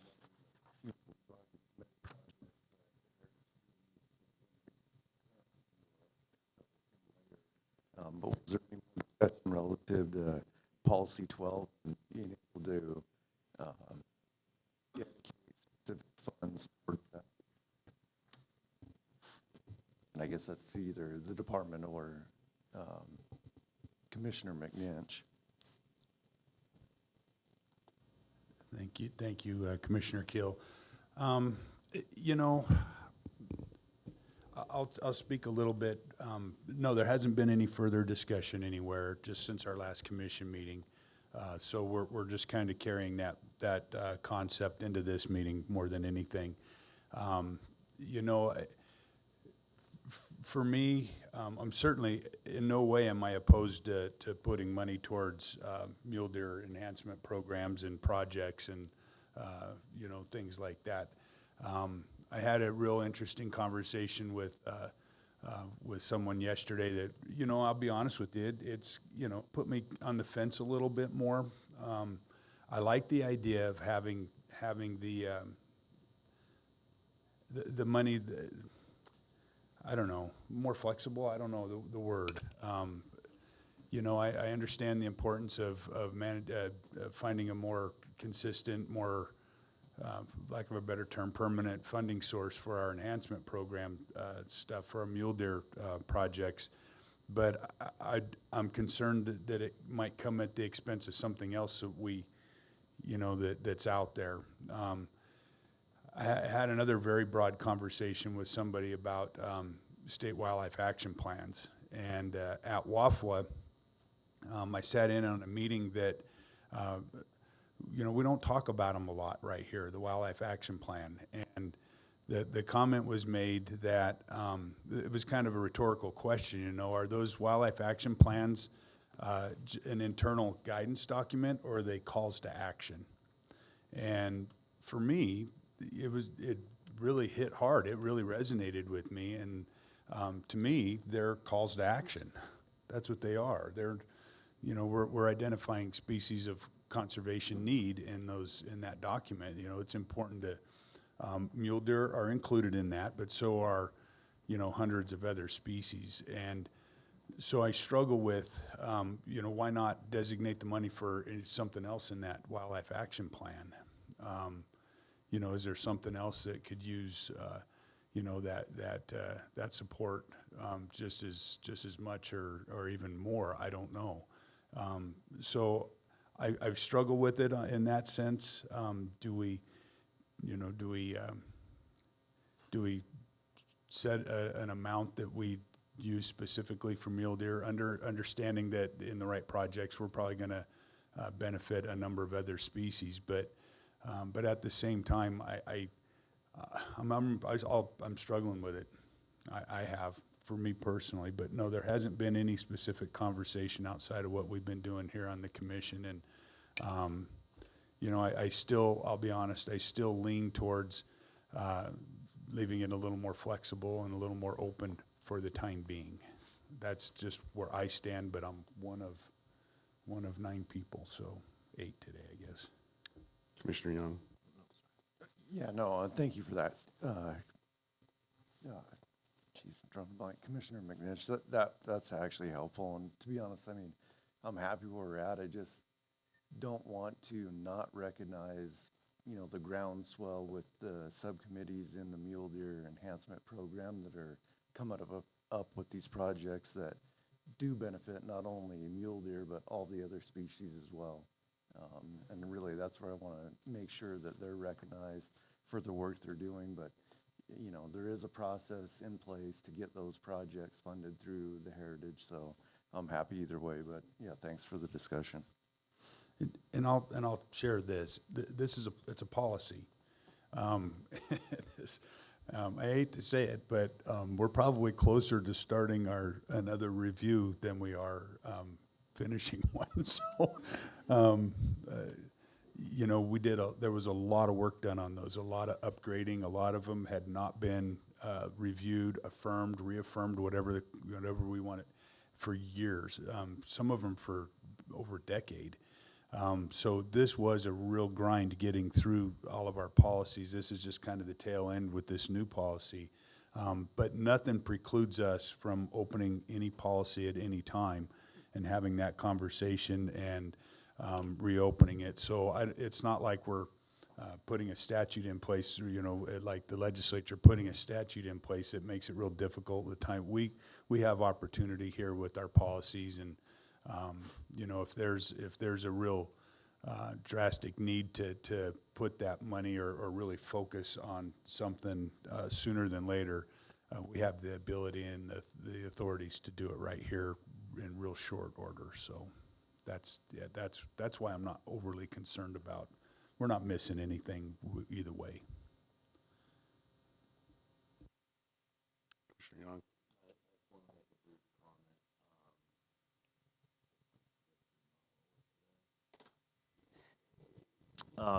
And it can be in a different policy, but I definitely would be supportive of some of it. Maybe even a smaller percentage going towards a meal deer enhancement program. I think it's a great program. And I think both Commissioner McNinch and Commissioner Keel mentioned it really helps several different species throughout the state. It's, it's targeted towards mule deer, but it really helps across the board species with water development, habitat improvement, fire restoration. So I'd be definitely supportive of something going to that program, because it's a great program, but when it comes to funding, it's, that's a whole new aspect of the program to go around and kind of round up the funding. So I would be supportive, and to Commissioner McNinch's point, it could be in a different policy, but I'm supportive of it. Yeah, I guess I said it last time too. Myself, I prefer, as Commissioner McNinch said, for now to leave the flexibility. We rank the projects. The one, it's even in the language of the policies, the viability of the project. I hate to just say, we're going to set aside X amount for mule deer. If those projects aren't viable, we shouldn't be spending the money on until they are viable, right? And in my mind, you leave everything open. So you could do that ranking criteria, not just have like a mandated set aside for that specific to the mule deer. And I'm all for the mule deer program, absolutely. But the projects have to be legit, viable projects that you can go put those dollars to work, or that project doesn't sit in our refunding heritage account for 5 years because you couldn't actually put the dollars on the ground. I myself would like to see it stay flexible. It's just my opinion. And again, that it is a policy. It can be changed at any time at the purview of the commission. That's kind of where I'm at.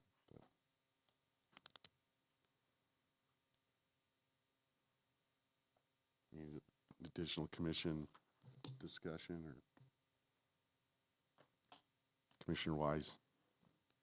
Yeah, I just want to add that I think we got our first look this morning at what that separation is. I like ongoing. I know it's going to change, but what did we say? Like 66% to predator management and 33% to habitat. And I don't know what that's going to look like over time, and I don't think any of us do. We already know we're limited to 33% of that for habitat projects right now. I think putting any other restrictions on it at the moment is probably a little too limiting until we see how that plays out in the long run.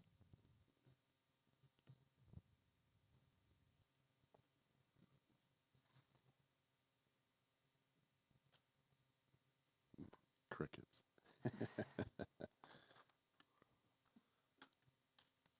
Further discussion, motion, Commissioner McNinch. Yeah, I'll go back to, since it's, as the chair of the committee that deals with this, it's probably, I'll take the lead on making a motion here, but I want to reiterate, my support for the mule deer program. I'm definitely, I struggle with it because I do understand the cab's concerns. I understand sportsmen's concerns. It's not just a sportsman's concern. People in general, it's just wildlife enthusiasts. People are concerned about conservation of wildlife, period. And, they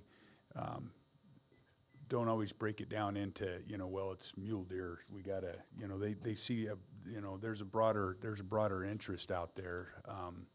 And they're concerned too, with any species. So they're feeling the pain of the mule deer herd suffering just like everybody else is. And, but I do feel more comfortable with me personally, so that's what my motion's gonna be based on. I'm more on the fence than I was 2 days ago, though, I will admit that.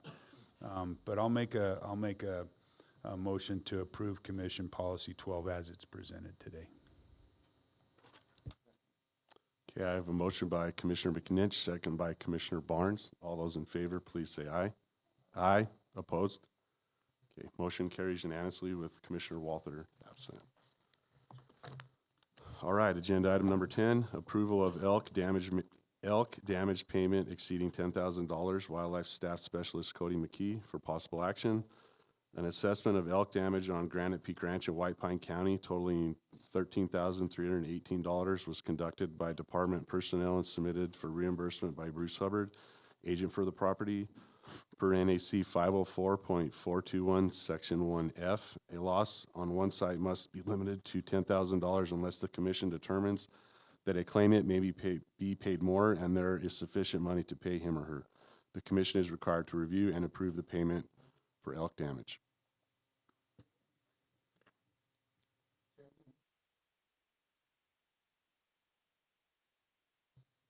Am I on? Okay. Chairman Cavilla, members of the commission, Cody McKee for the record, you pretty much covered what I was going to mention.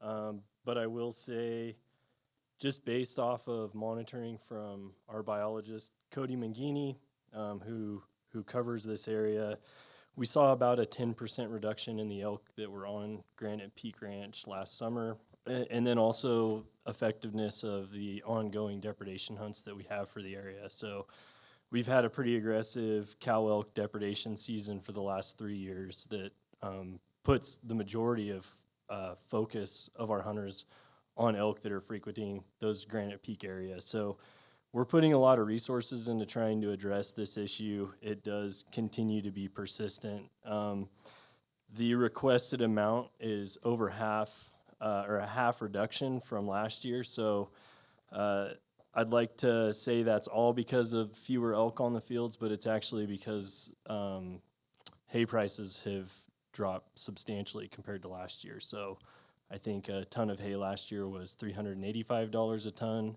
and this year it's $200 at least for what was used in this assessment. With that, I'd be happy to take any questions. Thank you. Any questions for Cody?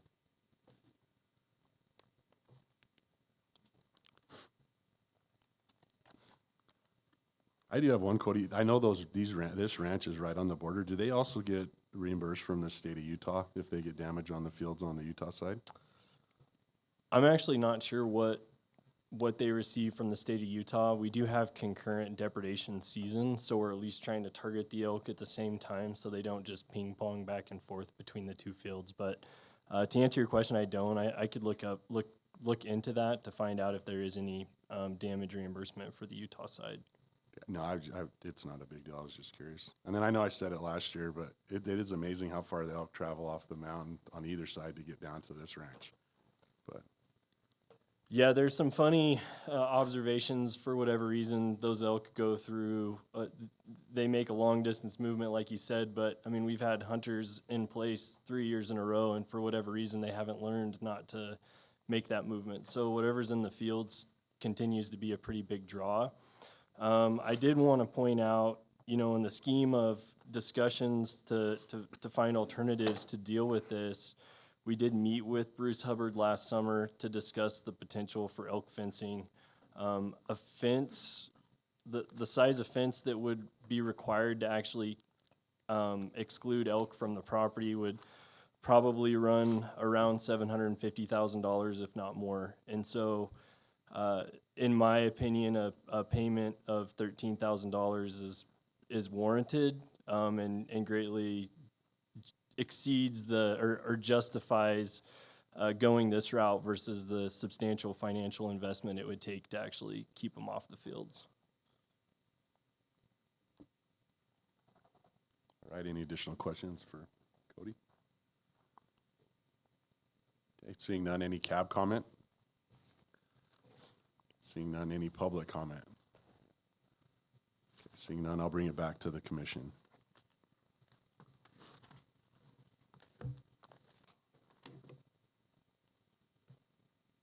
Vice Chair Rogers? All right, thank you, Mr. Chair. Yeah, if there is no more discussion or questions or anything, I'll go ahead and make a motion for approval for the elk damage payment exceeding that $10,000 amount in total value of $13,318. Okay, got a motion by Vice Chair Rogers, second by Commissioner Young. All those in favor, please say aye. Aye, opposed? Okay, motion carries unanimously with Commissioner Walther absent. And with Thank you. that, we will go to, I guess I have a quick question. How long is Mark's presentation? Okay, perfect timing. We'll go to agenda item number 11, Wildlife Heritage Project Presentation, Habitat Division Administrator Mark Fries, informational. A presentation will be provided highlighting past funded heritage projects.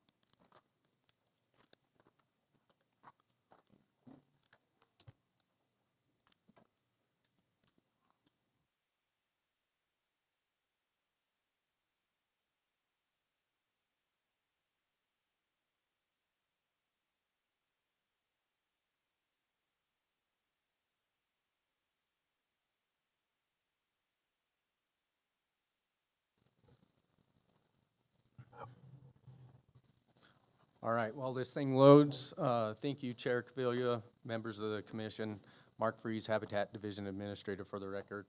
I've got Game Division Administrator Sean Espinosa and Western Region Fisheries Supervisor Travis Hawks here to help with the presentation.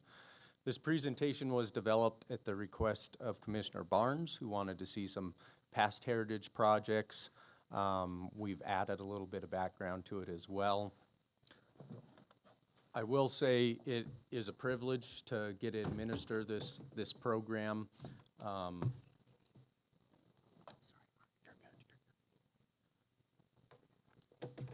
I want to give great credit to those who helped develop this program. It has been a very successful program. It's built up a really good budget over the years. It allows us to be additive and a critical part of matching our federal grants. So with that background, I want to just go over some history, quick roadmap of the presentation, give you a quick program overview. We'll highlight a couple fisheries projects, a few game projects, and some habitat projects. So program history. This was started in 1994. We still have a few NDOW employees who were a part of the ID team, and the director at the time, Willie Malini, generated this concept of a heritage program. The idea was to establish grant funding for projects that aren't covered by our license dollars, so really with a forethought to be additive. It was supported by the county advisory boards and supported by then Governor Bob Miller, formalized and submitted to the Nevada legislature in 1996, and the original amount at that time established was $16,539. And you can see now it's grown to over $12.5 million. So certainly a bright opportunity and future for us. So just some basics on the administration of the program. NRS 501-3575 governs this, and it basically put forward the purpose is to help promote conservation work for any game mammal, game fish, fur-bearing mammal, or game bird. It's authorized by the Nevada Board of Wildlife Commissioners and the Wildlife Heritage Committee. That committee is made of 4 commissioners and 2 at-large CAB members. The Wildlife Heritage account obtains funds from special hunting tag auctions, those known as the heritage tags, the silver state tags, and the partnership and wildlife tags. And some of those auction tags, you can see the records there. $280,000 for a Rocky Mountain bighorn sheep, $180,000 was the max for California bighorn sheep, $175,000 for Nelson bighorn sheep, $280,000 for elk, $250,000 for deer, $55,000 for antelope, and $5,000 for turkey. And then I thought it was important to note the language and how this pot's grown through time. So the department may annually expend from the Wildlife Heritage account an amount of money not greater than 75% of the money deposited into the account during the previous year, and the amount of interest earned on that money in the account during the previous year. So there's always that principle that's continuing to build and grow and build and grow. And then in 2021, the NRS was amended and allowed the Heritage Committee and Commission to spend that principal project down to $5 million. And the Heritage Committee and this commission recommended to cap that amount at 50% on an annual basis. So I've got two tables here. On the left is years 1998 through 2011. You can see how much was awarded in each of those years. And then I'll draw your attention to the table on the right, which has a little bit more information from 2012 to this year. You can see that account continues to grow. And as of 2020, we've been consistently spending over $1 million on conservation projects. The last 4 years since 2021, I've added in the match amounts there. And just in those 4 years, 5 years, you can see over $30 million in match has been brought into the program for these projects. But since its inception, the Heritage Committee in this commission has awarded over $19.5 million. And then starting in 2022, we've got a few principal projects, some of the acquisitions this commission has supported. And with that, I'll turn it over to Travis Hawks to talk fisheries projects.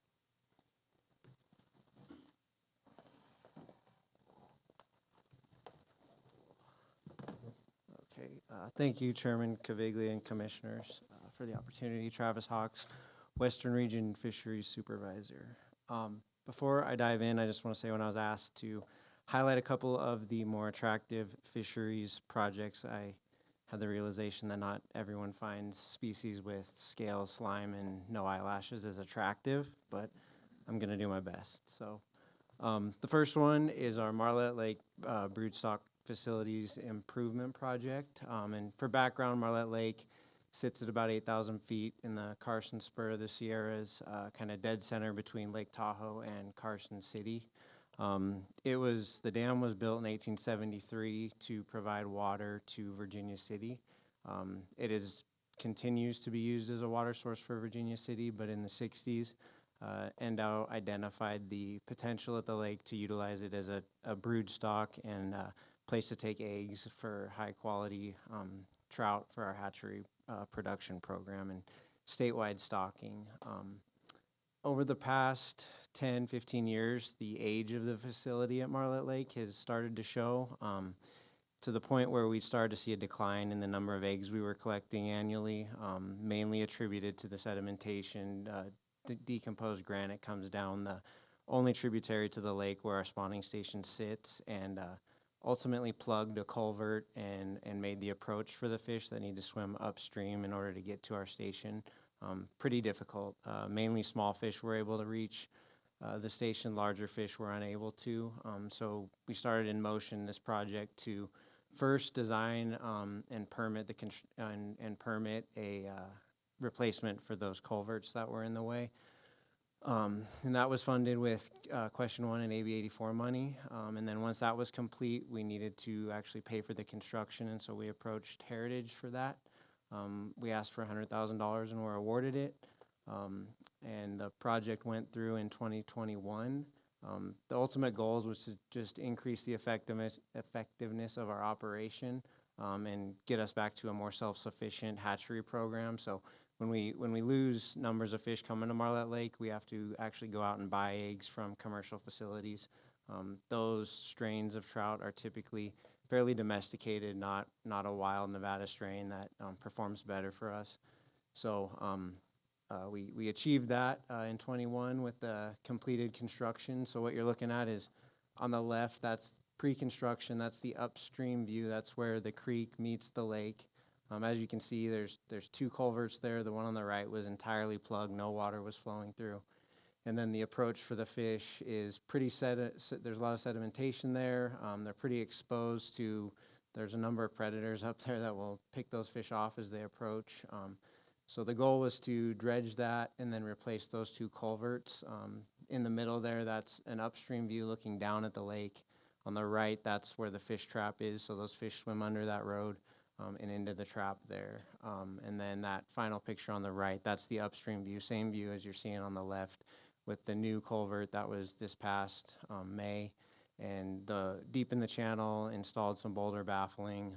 And now as the fish come through, it's hard to tell, but that's about 1.5 feet deep as opposed to what previously existed at about 2 inches deep. And an important thing to note was this year we saw a massive increase in the number of fish greater than 15 inches that were actually making it to our station. And then the other one I wanted to highlight is our warm water fisheries program, or fisheries enhancements. Warm water fish are super important to anglers in Nevada for a number of reasons, but we don't have production capability in the state, so really everything we have going out there is we have to buy, and fish are pretty expensive when they're delivered from Arkansas and Colorado. Historically, the program was funded through our sport fish restoration dollars, but budget constraints started making us look outward. I'm going to focus on the fiscal year 23 and fiscal year 24 awards that we received. And in total, it was nearly $250,000 for those 2 years. And what we've spent to date from those 2 years of awards is $175,000, with plans to spend down the remainder by this fall. And the breakdown for that is about $150,000 has been directly spent on warm water fish stocked in Nevada waters. So that directly translates into license sales and opportunity for the public.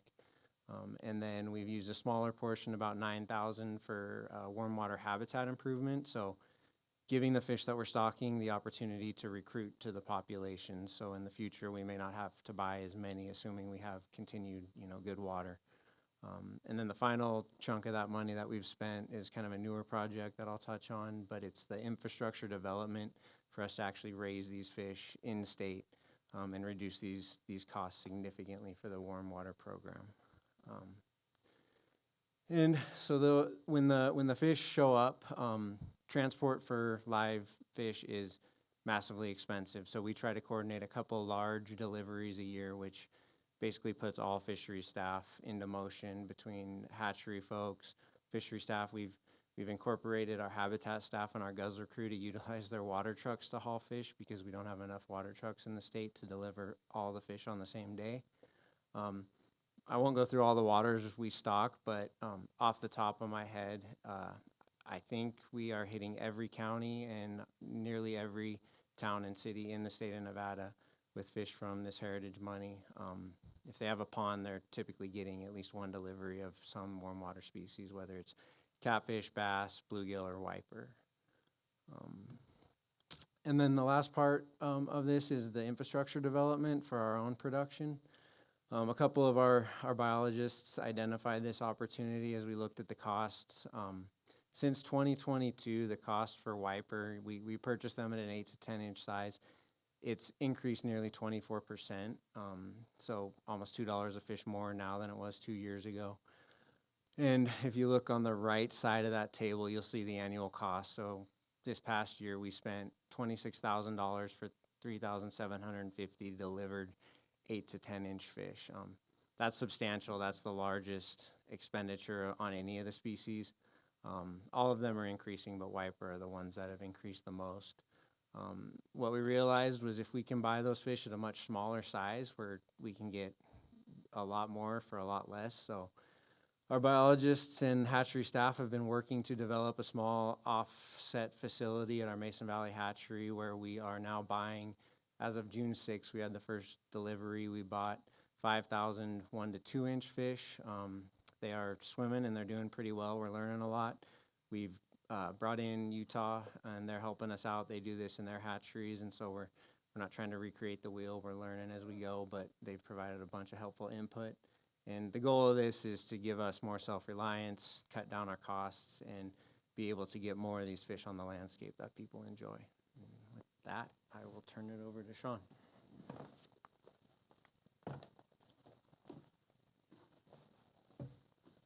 Thanks, Travis.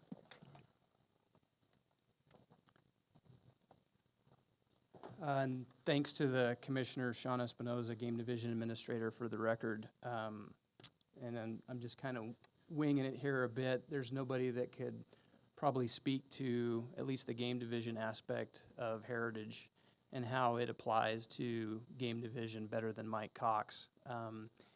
Fortunately, he couldn't be here today, and thanks to Mark for being adaptable with this presentation. I think we were still tweaking it as of a half an hour ago, so hopefully this thing goes off without a hitch. We got a couple of videos, which who knows what'll happen when we get to that point. But just some history here with respect to the Heritage Program. The majority of the proceeds, of course, come from the auction of the big game species hunt tags. And that went directly to the big game trap and transplant program for a period of years. And since the inception of the Heritage account, the big game program continued to submit a proposal and receive funding every year. And it was, now it's a little bit more species specific, but at the time it was more related to any type of big game ungulate that we might be moving across the landscape. So it was more all encompassing at one time.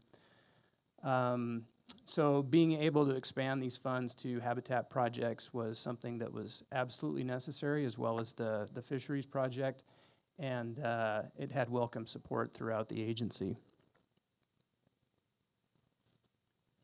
Before we get into this specific to bighorn sheep test and remove program, I just wanted to mention that from 2002 to 2024, so a 22-year period, we received $2.4 million of heritage funding that allowed us to leverage about $5.4 million of federal funding for these projects. As you guys can imagine, anytime we move these animals on the landscape using helicopters, it gets pretty expensive. But we have a lot of partners in these projects, and it's been a successful program for many years. So we're going to focus now on this test and remove program that's been pretty important for both bighorn sheep and mountain goat monitoring. So we received just this last fiscal year for FY24 $110,000 of heritage funding, and we were able to leverage $115,000, just over $115,000 of Fish and Wildlife Service money. And then when you take into consideration the donations from several different sportsmen's groups, we're able to get a total expenditure of $371,000 for FY24. And that partnership includes the Idaho, Oregon, Nevada partnership. That's kind of specific to California bighorns in that region, both from an establishment standpoint, but also from a disease monitoring standpoint, since there's so much interchange of those animals across state borders.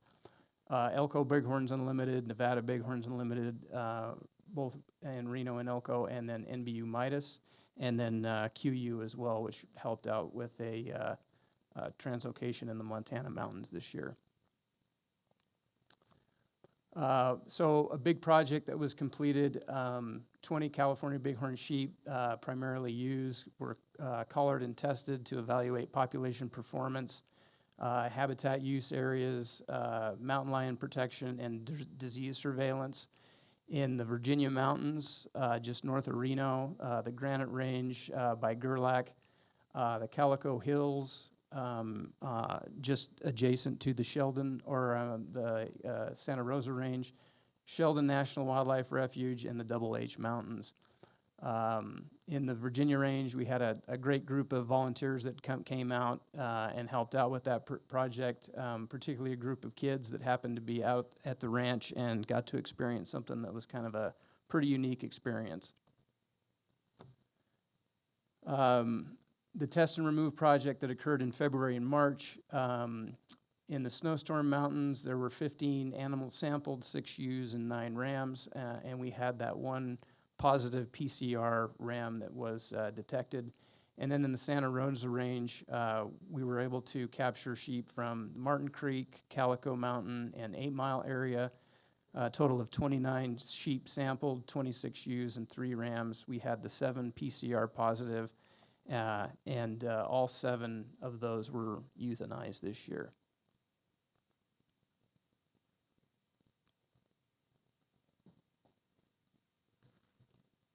Now, the magic moment. We'll see if we can get this thing to play.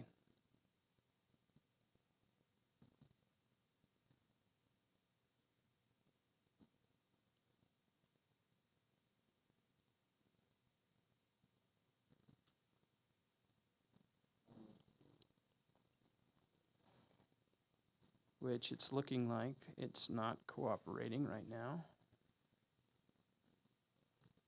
So let's try this.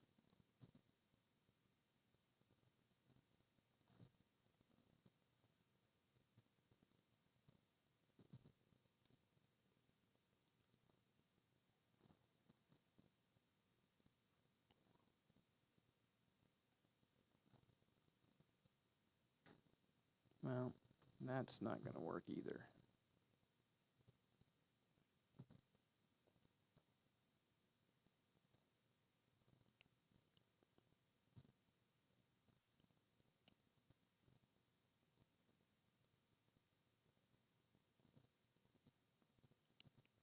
Well, we had a great video that showed, and I think it's available online right now as well.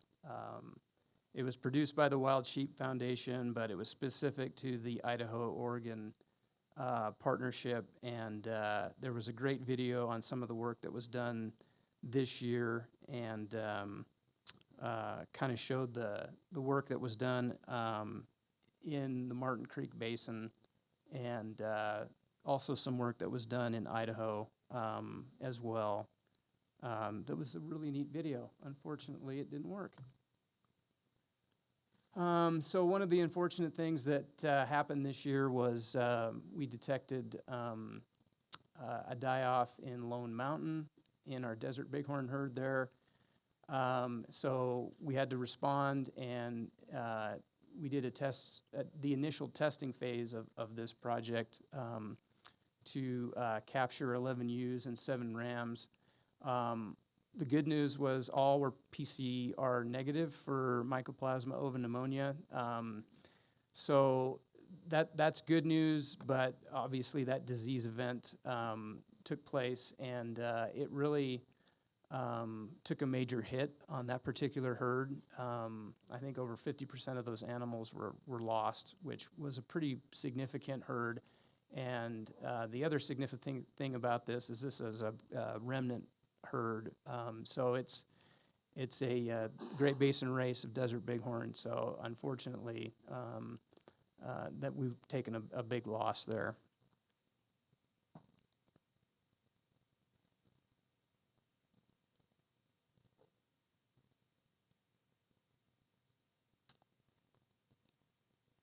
We also did a capture project in the East Humboldt. 5 mountain goats were captured and collared to assess Mycoplasma ovipneumonia status, collect samples, and allow for kid surveys as a precursor to the hopeful capture and translocation from Utah this fall.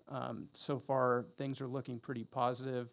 I know that a kid survey was just completed this last week in the East Humboldt, and I don't necessarily know the results of those at this time. But if kid survival looks good, then I think we're a go with this particular the movement of animals into the East Humboldt herd, barring some more coordination with the Forest Service and other private landowners in the East Humboldt. Also on the Sheldon National Wildlife Refuge, 4 additional animals sampled and collared in the Virgin Creek area to assess the need for augmentation and mountain lion predation. And this is something that has become an opportunity for us as well. It's looking positive right now that we might be able to obtain as many as 40 California bighorn from the state of Oregon and move to both the Sheldon Hunt Unit 012 and perhaps 032, depending on what we find there. But at least 2 units will get augmented with some California bighorn this coming fall as well. So that's looking pretty positive. And then lastly, in March of 2024, we completed the reestablishment of sheep into the Montana mountains with 15 ewes and 3 young rams that were moved from the Sheep Creek Range. And that's the first time that sheep will have at least known occupation of sheep in that particular population since 2016. So That's a pretty positive development. We had one ewe that moved down into the Double H Mountains, and she did not return, so she found some animals there, joined up with them, has not returned, but all other animals have explored around a bit, particularly the rams, but have all moved back into the Pole Creek, Rock Creek area of the Montana mountains. And this is another video. We'll see if this one works. This is the release from the release boxes back into the Montana mountains.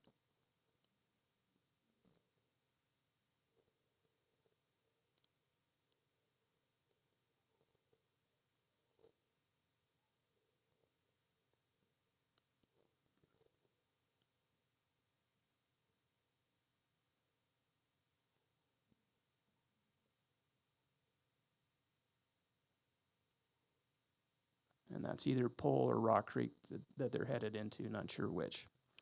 Oddly enough, that video worked, and we never could get it to work in the practice runs.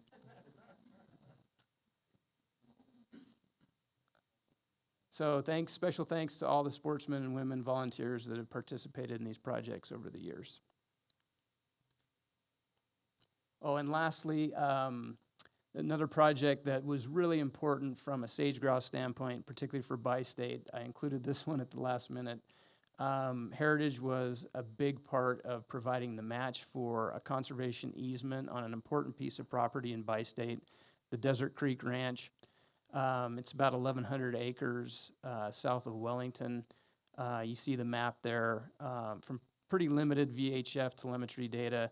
All those points there are sage grouse use points on that particular ranch. There's a sage grouse lek on that ranch and a lot of brood rearing habitat there. It was a very high priority project from the Bi-State Action Plan of 2012. This project took an exceptionally long time to get on the ground, but it was about $190,000 of match funding to gain access to NRCS's RCPP program, which provided $1.9 million for the acquisition of that particular easement. So that one was a really white hat project within the Bi-State area. So we're really glad to get that one on the ground. And with that, I'll turn it back over to Mark.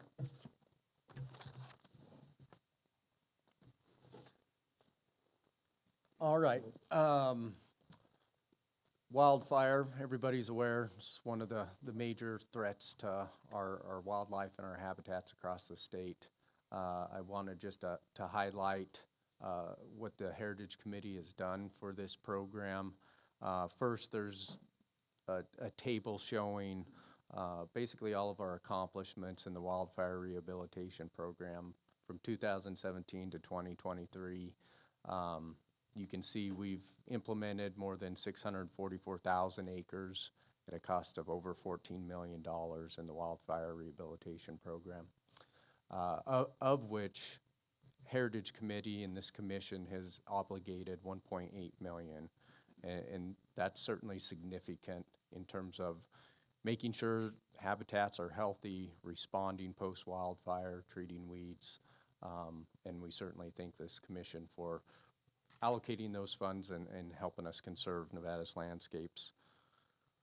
I'm gonna try a video. I think I'm gonna have to pull out of this and make it work, but just real quick, Stuart Miller fires occurred a few years ago in southeast Nevada. This video will highlight that. Mariah Collada is the project lead on that project. Her role in this was to contract all the aerial application of seeding in partnership with BLM and Eastern Nevada Landscape Coalition, I think at a cost of nearly $350,000. But the video will highlight the partnership with the BLM, with our contractors, with some researchers to continue to advance science and adapt what we do in this program. So bear with me while I try and pull this up.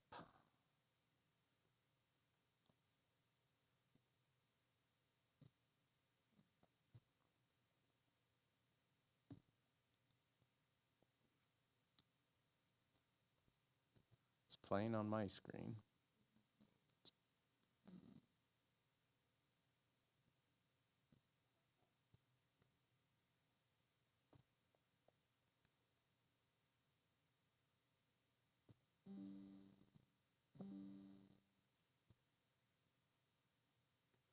give it a minute, see if it'll get a signal.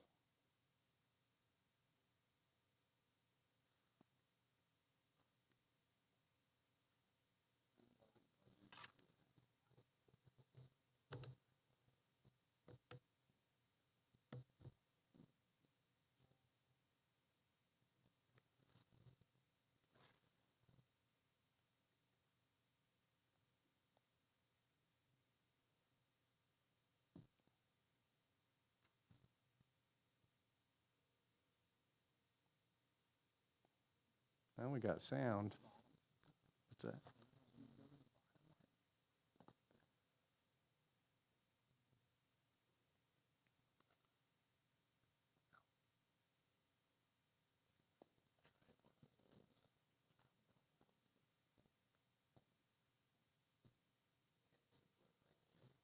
Oh, boy.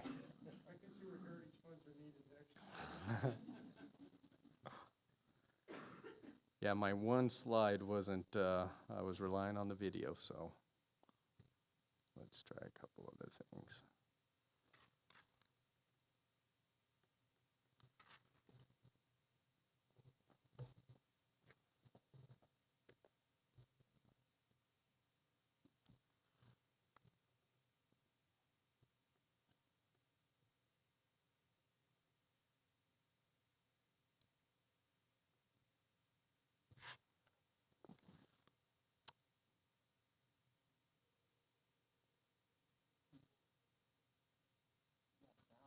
I got sound. We could listen to 6 minutes of video.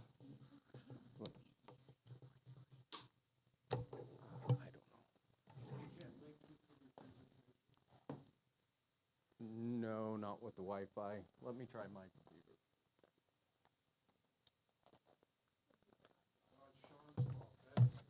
Sean's computer.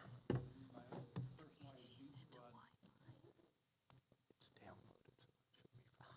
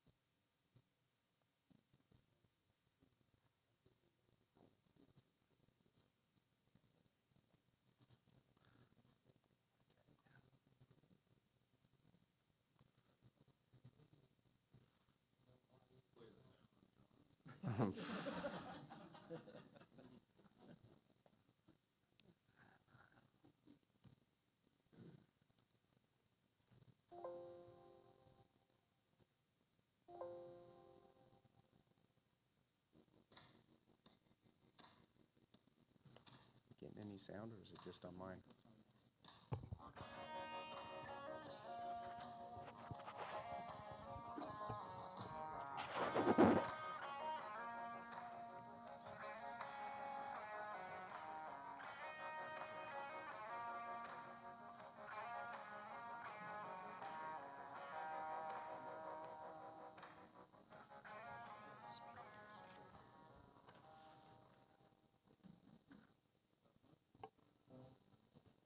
So I'm Mariah Colada. I'm the habitat biologist for the Department of Wildlife. I'm based in Ely. So basically, we are at the seeding operation for Stewart and Miller fires that both burned in 2020. We herbicided them in 2021 and then are doing a follow-up seeding post-herbicide.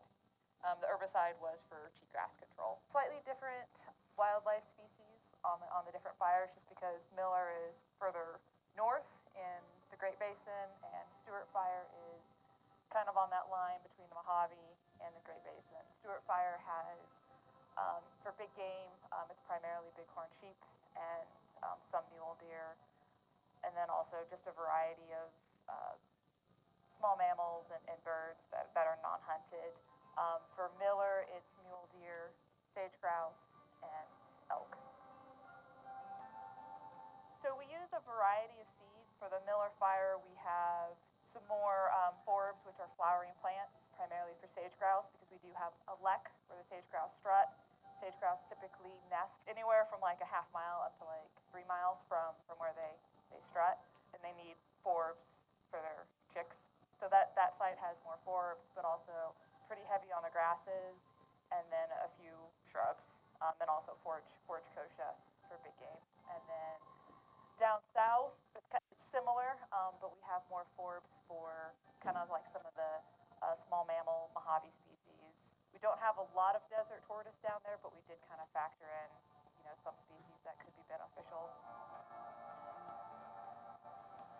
My name is George Parker, and I operate Cropjet Aviation out of Gooding, Idaho, and I've been an aerial applicator for 25 years, a pilot for about 30, and in the habitat restoration business for about 18.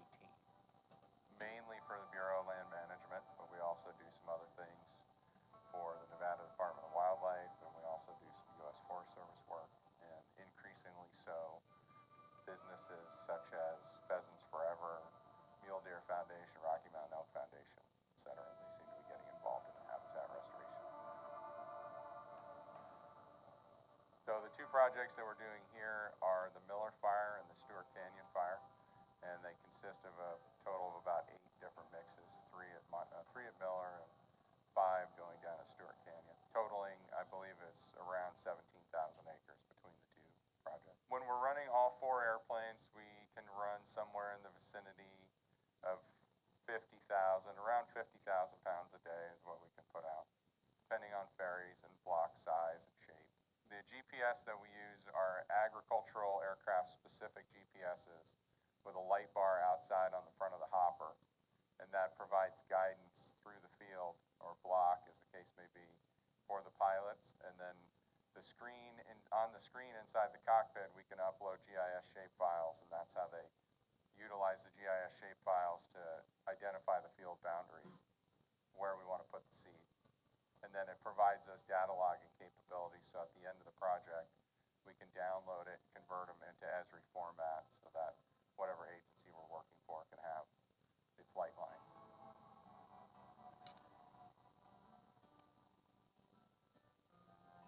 I'm Lauren Svekar. I'm a postdoctoral researcher with the U.S. Department of Agriculture, Agricultural Research Services in Burns, Oregon. And we're working on this project in southern Nevada because it's a transect from the northern part of the Great Basin in Burns down to the southern part here in Caliente, Nevada. And we're looking at restoration across diverse landscapes and gradients. So what is effective up in the northern part of the Great Basin might not be effective down in the south. So we're looking at what are drivers of success and failure of restoration on efforts like this. This was a 13,000 acre post-fire restoration effort. And then how do we potentially manipulate the practices that we're currently using to improve the success that we put in. Specifically, we're looking at ecological factors that are driving success. Here it's looking at different aspects and gradients, and then looking at granivory impacts, and then we're using things like salicylic acid and willow water. So, and as a troop, like with indigenous knowledge, that's an indigenous practice that was used throughout the United States, was using willow as a means of helping for restoration success. So really leaning on some of that very important historic knowledge. This is a seeding rate study. So it's asking 2 questions. One, it's asking about seeding rate. We put the full amount that Laura and Mariah had designed in one of the quadrats. We did half and we did a third. And then just a control for what was seeded the airplane. And that'll give us a baseline this year of seeding rate for this year. But what we'll do in the next couple of years is on the one that had half, this coming fall we'll put the other half on, and the year after we'll put and a third on, and then for the third year we'll put the last third on. So what you're doing is looking and seeing, like, if we, as a restoration practice, do you seed all in one year, or is it a bad idea to put all your eggs in one basket because climate is a huge driver, and we know interannual variability of climate is massive. So if we're able to start considering, like, what would it actually look like in terms of return on investment for seeded species, to start changing practices so that we can seed in multiple years and find ways to make that effective for a variety of land managers. So if you can toss seed out a couple of times, a couple of years in a row, is that more effective than just all in one year?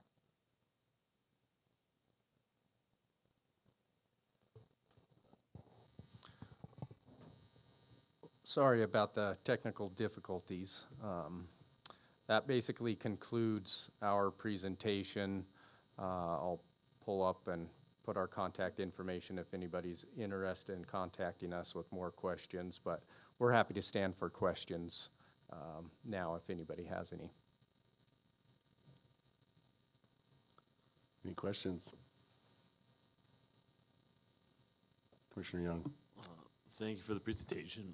Mark, where's the rehab of the Miller and Stewart Canyon fire today? Did a lot of it take, or what's kind of the status of them?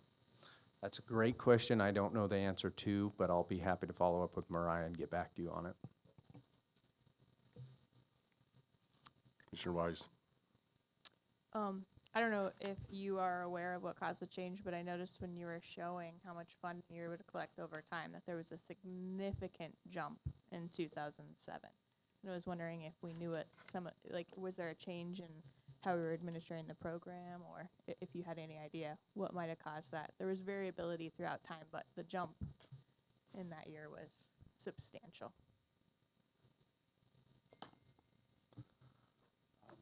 I don't have record of that. I could possibly explore it. I don't know if anybody else can recall, but there is a big jump in that year. So I'm wondering if that's the year that Tommy Ford's PIW $10 buy-in was implemented.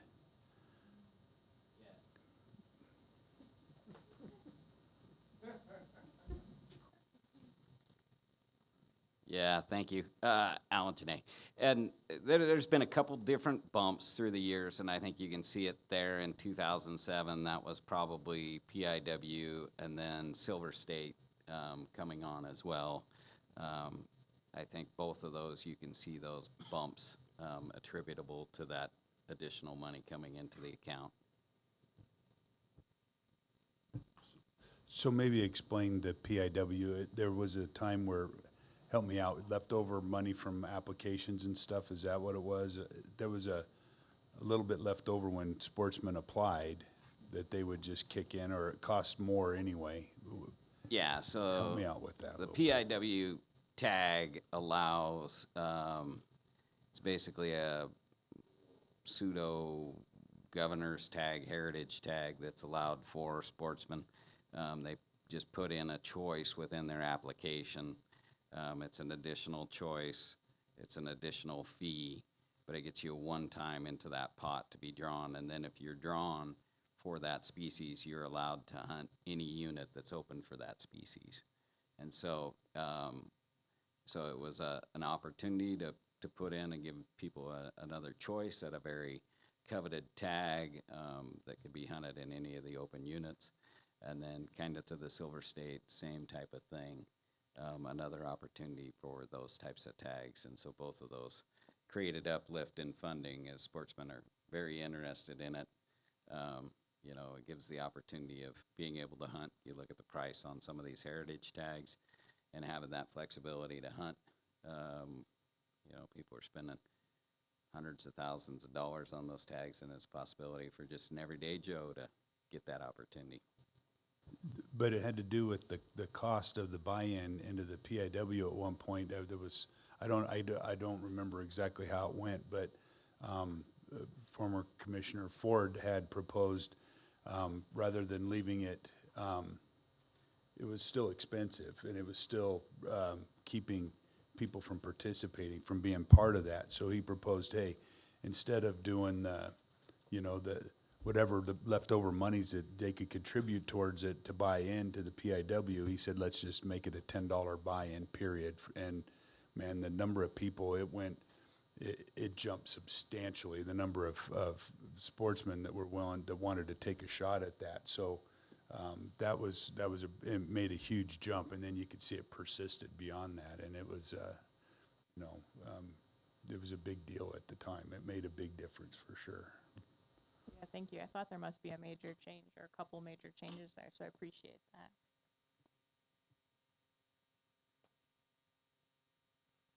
Additional questions, or Commissioner Barnes?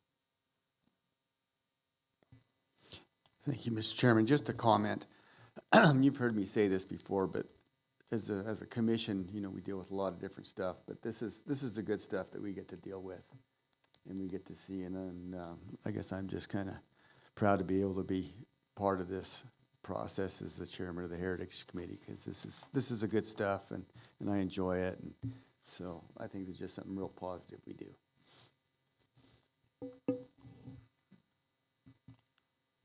I'll say it now because I don't get to say it as much as I used to, but when I was in Mark's position, this was my favorite meeting of the year.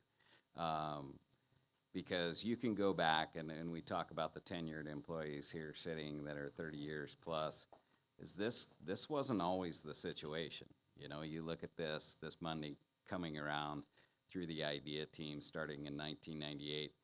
There wasn't always these funds to fund additional work within the agency, and it literally used to be duct tape, baling wire. And these special reserve accounts, the Heritage, Duck Stamp, Upland, Habitat Conservation Fee, were all ways in which sportsmen, you know, bought in and agreed to pay additional fund or put forward additional funding. And it has totally changed this agency. I mean, when you look at the total amount of award over the duration of this, $20 million with just, and we've done other math in the past as far as the match, and it's exorbitant. You normally see anywhere from 2-to-1 to 3-to-1 match on the match coming to this. And so it is totally changed how this agency works and how the commission has the opportunity to influence, you know, the work you like to see done. But it has not always been this way. And this June meeting is always a great opportunity to just reflect on that and go, yeah, we're now getting to do kind of this proactive work in many instances, and in the wildfire rehab, that reactive piece. But you look at the success of the trap and transplant program, the success of the rehab, you know, the fact that fisheries can come in and augment what they're doing. It's pretty outstanding what's been done with what the sportsmen are willing, you know, to take additional costs and put forward. Thank you. And then I guess before we end too, I just have to get one comment in that, you know, there is some public hate against the Heritage program, specifically the auction portion of it. There's a lot of money that comes in for the auction portion of it. I mean, Arizona just changed theirs. They got rid of it. But I think you have to recognize, like, it is a beneficial program for the state. And when you add those match dollars, it's huge. It's a huge deal. I personally I think it's a great program, but there is a lot of the public. I don't think the public necessarily understands where all that money goes and the match component of it. But I've had people ask if they think Nevada's going to go down that road to Arizona. I personally hope to never see that, but who knows what the future holds. But all right, with that, thank you guys for the presentation. How about we take a lunch break till 1:30?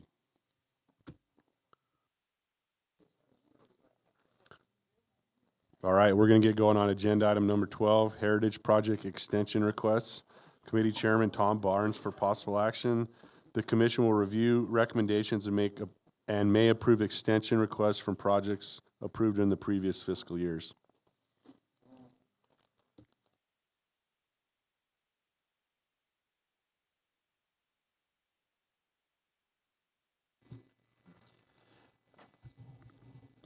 All right, so we had our committee meeting yesterday afternoon, and we reviewed these. There's a lot of extensions to go through. I guess I'll go ahead and I'll just let Mark run through these fairly quickly, and we'll take a look at him when he's done.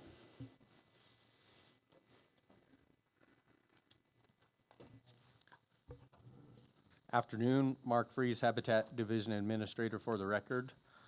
So we had 26 projects that requested extensions going back to fiscal year 21.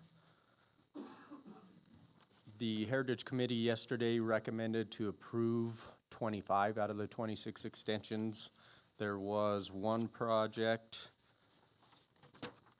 and it is 2403 Parado Partners Community Parks and Pond Land Acquisition. Commissioner McNinch asked the question, can we use this fund for projects on the Parado ponds other than the acquisition? And we didn't have an answer at the time, had some internet struggles. Late in the Heritage Committee meeting, Deputy Director McAdoo found the original proposal and clarified with the committee that it was written to include acquisition as well as other projects on the property. And so that request is to extend the remaining balance, which is $32,170.20, to be able to invest on the properties post-acquisition. The original proposal includes that language in there. And so it's the department's recommendation to request extensions on all 26 projects. And then I'll just note on project 2417, the Pole Canyon fence, in the support material provided to the commission online, we originally had return or reallocate these funds. Earlier this week, I talked with Maddie Stout, the project lead, and we want to extend that as well. There's some minor fence maintenance that we would like to complete. So with that, we're asking for all 26 projects to be extended.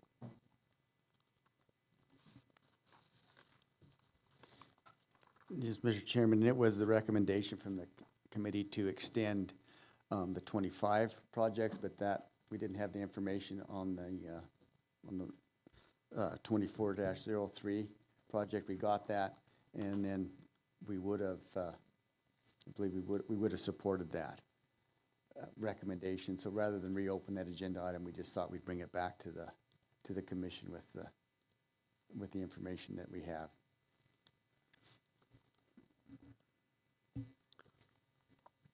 All right, so I guess I'll ask the commission, how would the commission like to proceed? Obviously, the Heritage Committee, we reviewed this stuff last night, but how would the commission like to proceed with looking at these projects?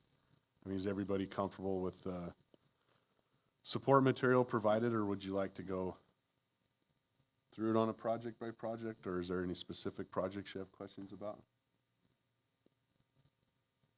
Is everybody asleep after lunch?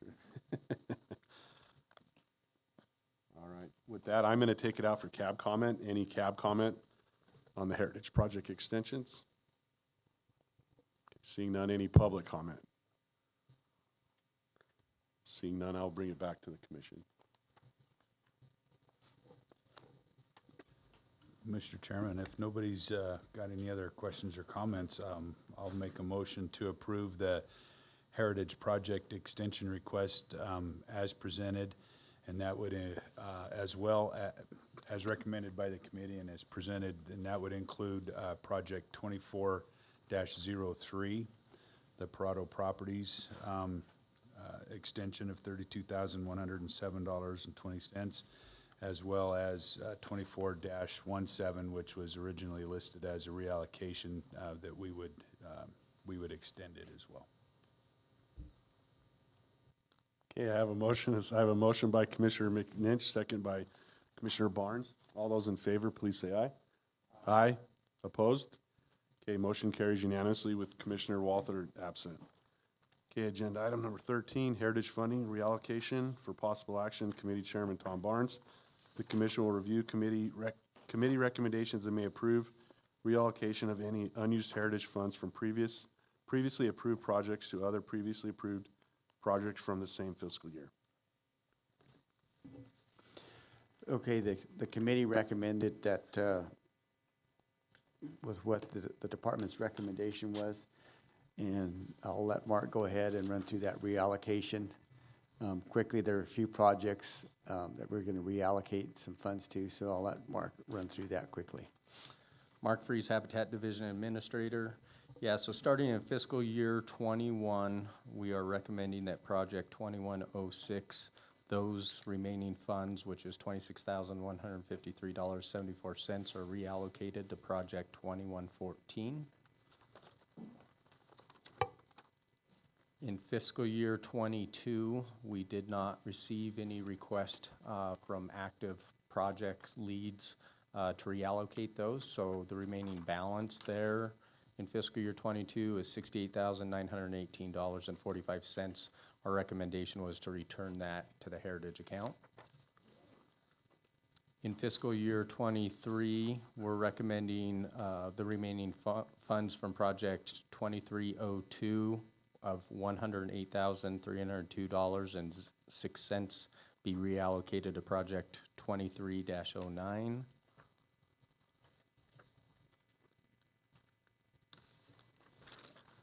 Also in fiscal year '23 projects, we're recommending project 2317, the remaining balance of $15.34 to also be reallocated to project 2309. And then in fiscal year '24, we're recommending two reallocations. Reallocation of project 2409 of $1,135.58 to be reallocated to 24-18. And also project 24-13, the Steptoe Valley Wildlife Management Area water enhancements, the remaining balance of $56,397.97 to be reallocated to project 24-18. And that concludes the reallocation request recommendations.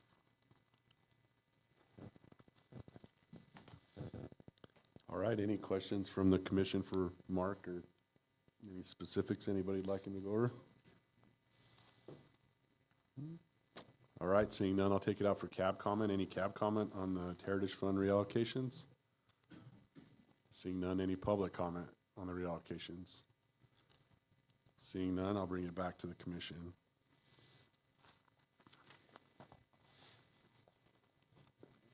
Commissioner McNinch. All right, thank you, Mr. Chairman. I'll make a motion. Do we want to be specific, or can I broaden it up? Okay. I'll make a motion to approve the Heritage Program, the reallocation of Heritage monies as presented by the department, and that would include the, from fiscal year '22, the money from those projects, $68,918.45 actually revert back to the account rather than be reallocated. Okay, I have a motion from Commissioner McNinch, second from Commissioner Barnes. All those in favor, please say aye. Aye. Opposed? Okay, motion carries unanimously with Commissioner Walther absent. All right, agenda item number 14, fiscal year 2025 Heritage Project Proposals for possible action. Committee Chairman Tom Barnes. The commission will hear recommendations from the committee and may take action to approve up to $1,840,000,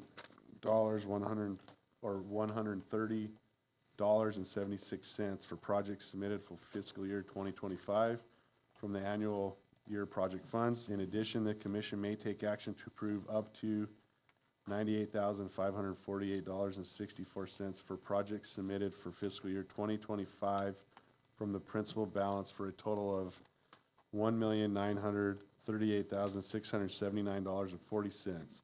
Funding requests are listed below and may be approved by the commission. And I'm not going to read all those. Okay, I was going to say. All right, I'll let Tom take it over. Okay, well, once again, I want to thank the department for bringing us such a high-quality set of projects to look at. There were 3 outside projects that we had the opportunity to look at, but these were all good projects. And as a committee, we really decided we weren't going to cut any of the projects. We were going to go ahead and try to fund them.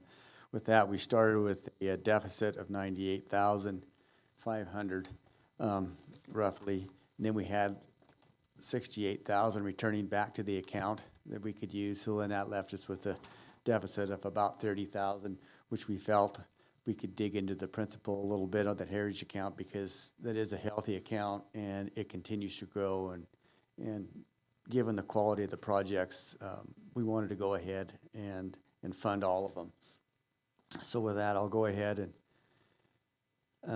go to Mark. I don't know if it's going to be the pleasure of the commission to look at each one of these projects individually, or take the committee's word for it and the departments. I guess I'll kind of leave that up to the commission and Mark how to proceed, but the committee went through them all and had a chance to review them, and they're really a good bunch of projects. And I think this is the first time we've had them at the commission level, right, the projects themselves? I think so, yeah. So, I mean, So maybe Mark could go through each, high a high-level view of each of the projects. Mark Highlight 'em. Freeze, Habitat Division Administrator. Absolutely. As part of the support material, there is a one-page, two-page summary of all the projects with the funding amounts. We did receive 20 internal applications, 3 external applications. The internal application request was over 1.7 million, over 200,000 in requests from external partners, bringing that total to just over 1.9 million. I think something that stood out as I was processing this paperwork this year was the amount of match being brought. The last few years have been 3 to 6 million in match. This year's was 12. So pretty impressive set of projects from folks. With that, I'm happy to go through projects very quickly.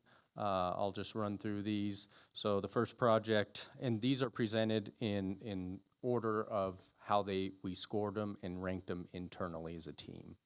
And so our top project was the Memory Ranch Conservation Easement. It's a request for a conservation, actually 2 conservation easements, Memory Ranches. I believe it's about 30,000 acres that we're pursuing. This has a tremendous potential for match funding sources. And feel free to stop me if you have any questions specific.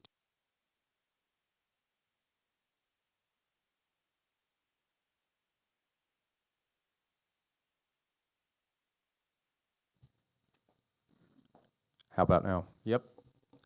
I think we're good. Back up. Okay. Our second rig project was the Bighorn Sheep and Mountain Goat Restoration and Management Project. This continues to be one of the highest ranking projects year after year. And that's the request is for $110,600. Project 3 is the wildfire-related restoration and seed purchases. This is for $150,000. This is critically important to our fire restoration program. Having that money ahead of when fire treatments are done provides us a big boost to move very quickly when we need to. Project number 4 was the Nevada Spring Protection Project, request for $100,000. We use this to go out and do spring restoration across the state. We go through a priority process internally and help fund spring restoration throughout the state. Project 5 is the Nevada Water Development and Maintenance Project, request for $50,000. This is used for some match for our water development grant, but also helps support any equipment, any material needs, and make sure guzzlers are maintained and continue being developed. Project 6 was the Clover Valley Wildlife Passage Improvement Project. This one is over by the East Humboldt Range. It's looking at modifying fences for important mule deer corridors, making sure those deer aren't using a lot of energy to cross fences. So it's improving those crossing structures, those fences, building them, making sure they're wildlife friendly. Project 7 is the Cave Lake Habitat Improvement and Erosion Control Project. Folks are aware Cave Lake Dam is being finished up. Hopefully this August, September, it'll be completed, starting to fill. These funds will be used to help keep erosion control issues within the reservoir from occurring, as well as put habitat infrastructure in there for fish and for anglers. Project 8 is the Rosecrans Habitat Restoration Project. I believe this is a pinyon removal project. I don't have the number of acres in front of me, but it certainly helps with our restoration, treating pinyon juniper trees that have encroached into sagebrush habitats.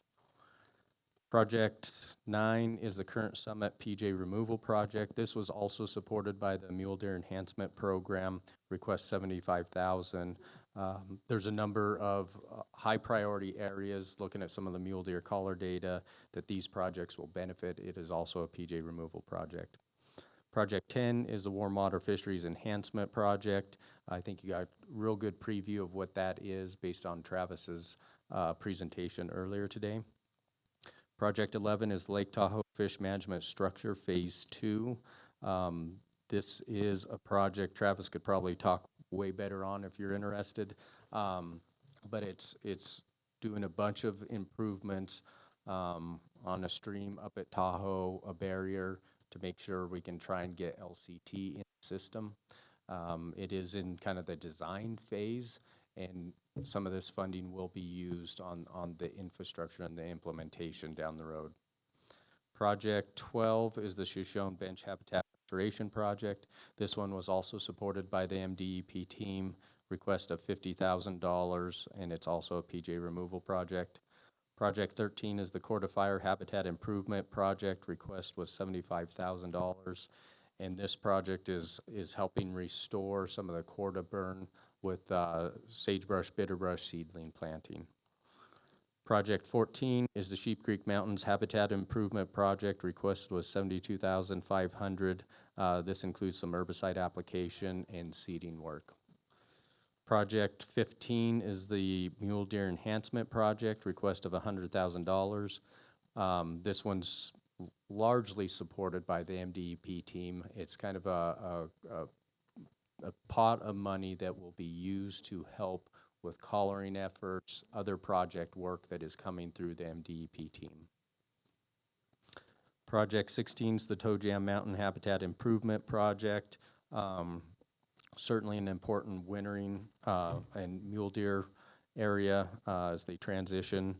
And this is more of the kind of fire restoration, herbicide seeding work. Project 17 is the statewide elk trace mineral profile and population demographics. Cody McKee, I believe, is here and could speak to it if anybody has questions. It's a comprehensive look at some of the elk mortality issues we've been having, looking at some trace mineral work as well. Project 18 is the Granite Range Bitterbrush Planting Project. This has taken about 3,500 acres in the Granite Range, North Washoe County, doing some herbicide treatment and old burns, and doing seeding and seedling planting work to improve that range. Project 19 is supplemental oxygen for Gallagher Fish Hatchery. It's to help repair the system and make sure fish have oxygenated water there. Project 20 is a black bear monitoring project, $50,000 request. It will help put collars on bears and help us manage and learn more about black bears. Then the three remaining projects are the external projects. The first project was submitted by Lauren Williams with the Conservation Districts program out of Ely. It's proposing to treat leafy spurge, trying to eradicate, inventory, monitor some treatment efforts there. That request was $70,652. The next project, it was submitted by Dr. Steve Peterson from Brigham Young University. It's the evaluation and improvement of springboks restoration in the Sheldon National Wildlife Refuge. Steve and his team did some restoration work approximately 10 years ago on Sheldon. So this is to return, continue to monitor, and see long-term what those improvements look like, and hopefully provide some information on what spring restoration, springboks design, once you want to remove those, looks like. The last project externally submitted by Dr. David Stoner is the mountain lion predation in native and feral ungulates in southeast Nevada. This study is looking at overlap competition between mule deer and feral horses. And with that, I'll be happy to take any questions. Any questions for Mark? Thank you, Mr. Chair. Yeah, Mr. Freeze, I just had a question on project number 2 on the bighorn sheep and mountain goat restoration management. Just curious what the proposed highlights of that project entail. I know Mike's not here, unfortunately, but Yeah, I'll defer to Yeah. Sean Espinosa.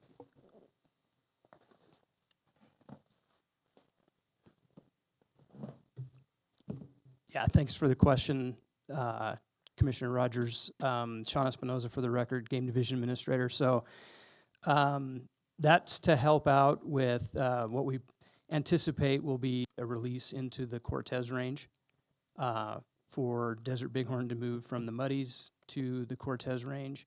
Also to help out with the movement of mountain goat from Utah into the East Humboldt Range, and then also to help out with movement of California bighorn from Oregon into northwestern Nevada, among a few other things, and some test and remove projects as well that we talked about in the presentation before lunch.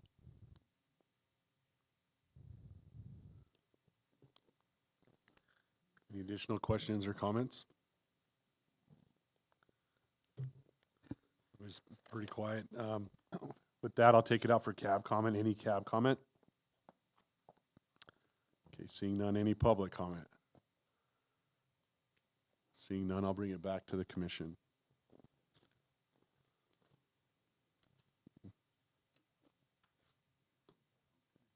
Commissioner McNinch. Thank you, Mr. Chairman. With that, I'll make a motion to approve the wildlife heritage proposals for, as proposed for fiscal year '25. And that would include the addition of $98,548.64 above in principle to be added into that to pay for the full allotment of projects. Okay. Okay, I got a motion, and I think Vice Chair Rogers beat Commissioner Barnes to second. A motion by Commissioner McNinch. All those in favor, please say aye. Aye. Aye. Opposed? Okay, motion carries unanimously with Commissioner Walther absent. All right, agenda item number 15, public comment period. Public comment will be limited to 3 minutes. No action can be taken by the commission at this time. Any item requiring commission action may be scheduled on a future commission agenda. Persons making comment are asked to begin by stating their name for the record. So any public comment in Lovelock?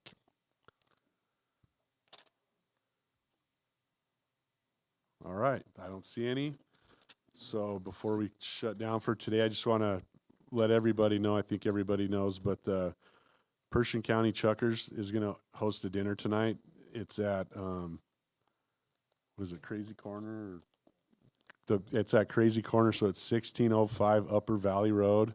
The hosted bar is going to start at 5:30 and the dinner at 7, and everybody's invited, the public and cab members and everybody from the department and the commission. So, all right, and then we'll see everybody again tomorrow.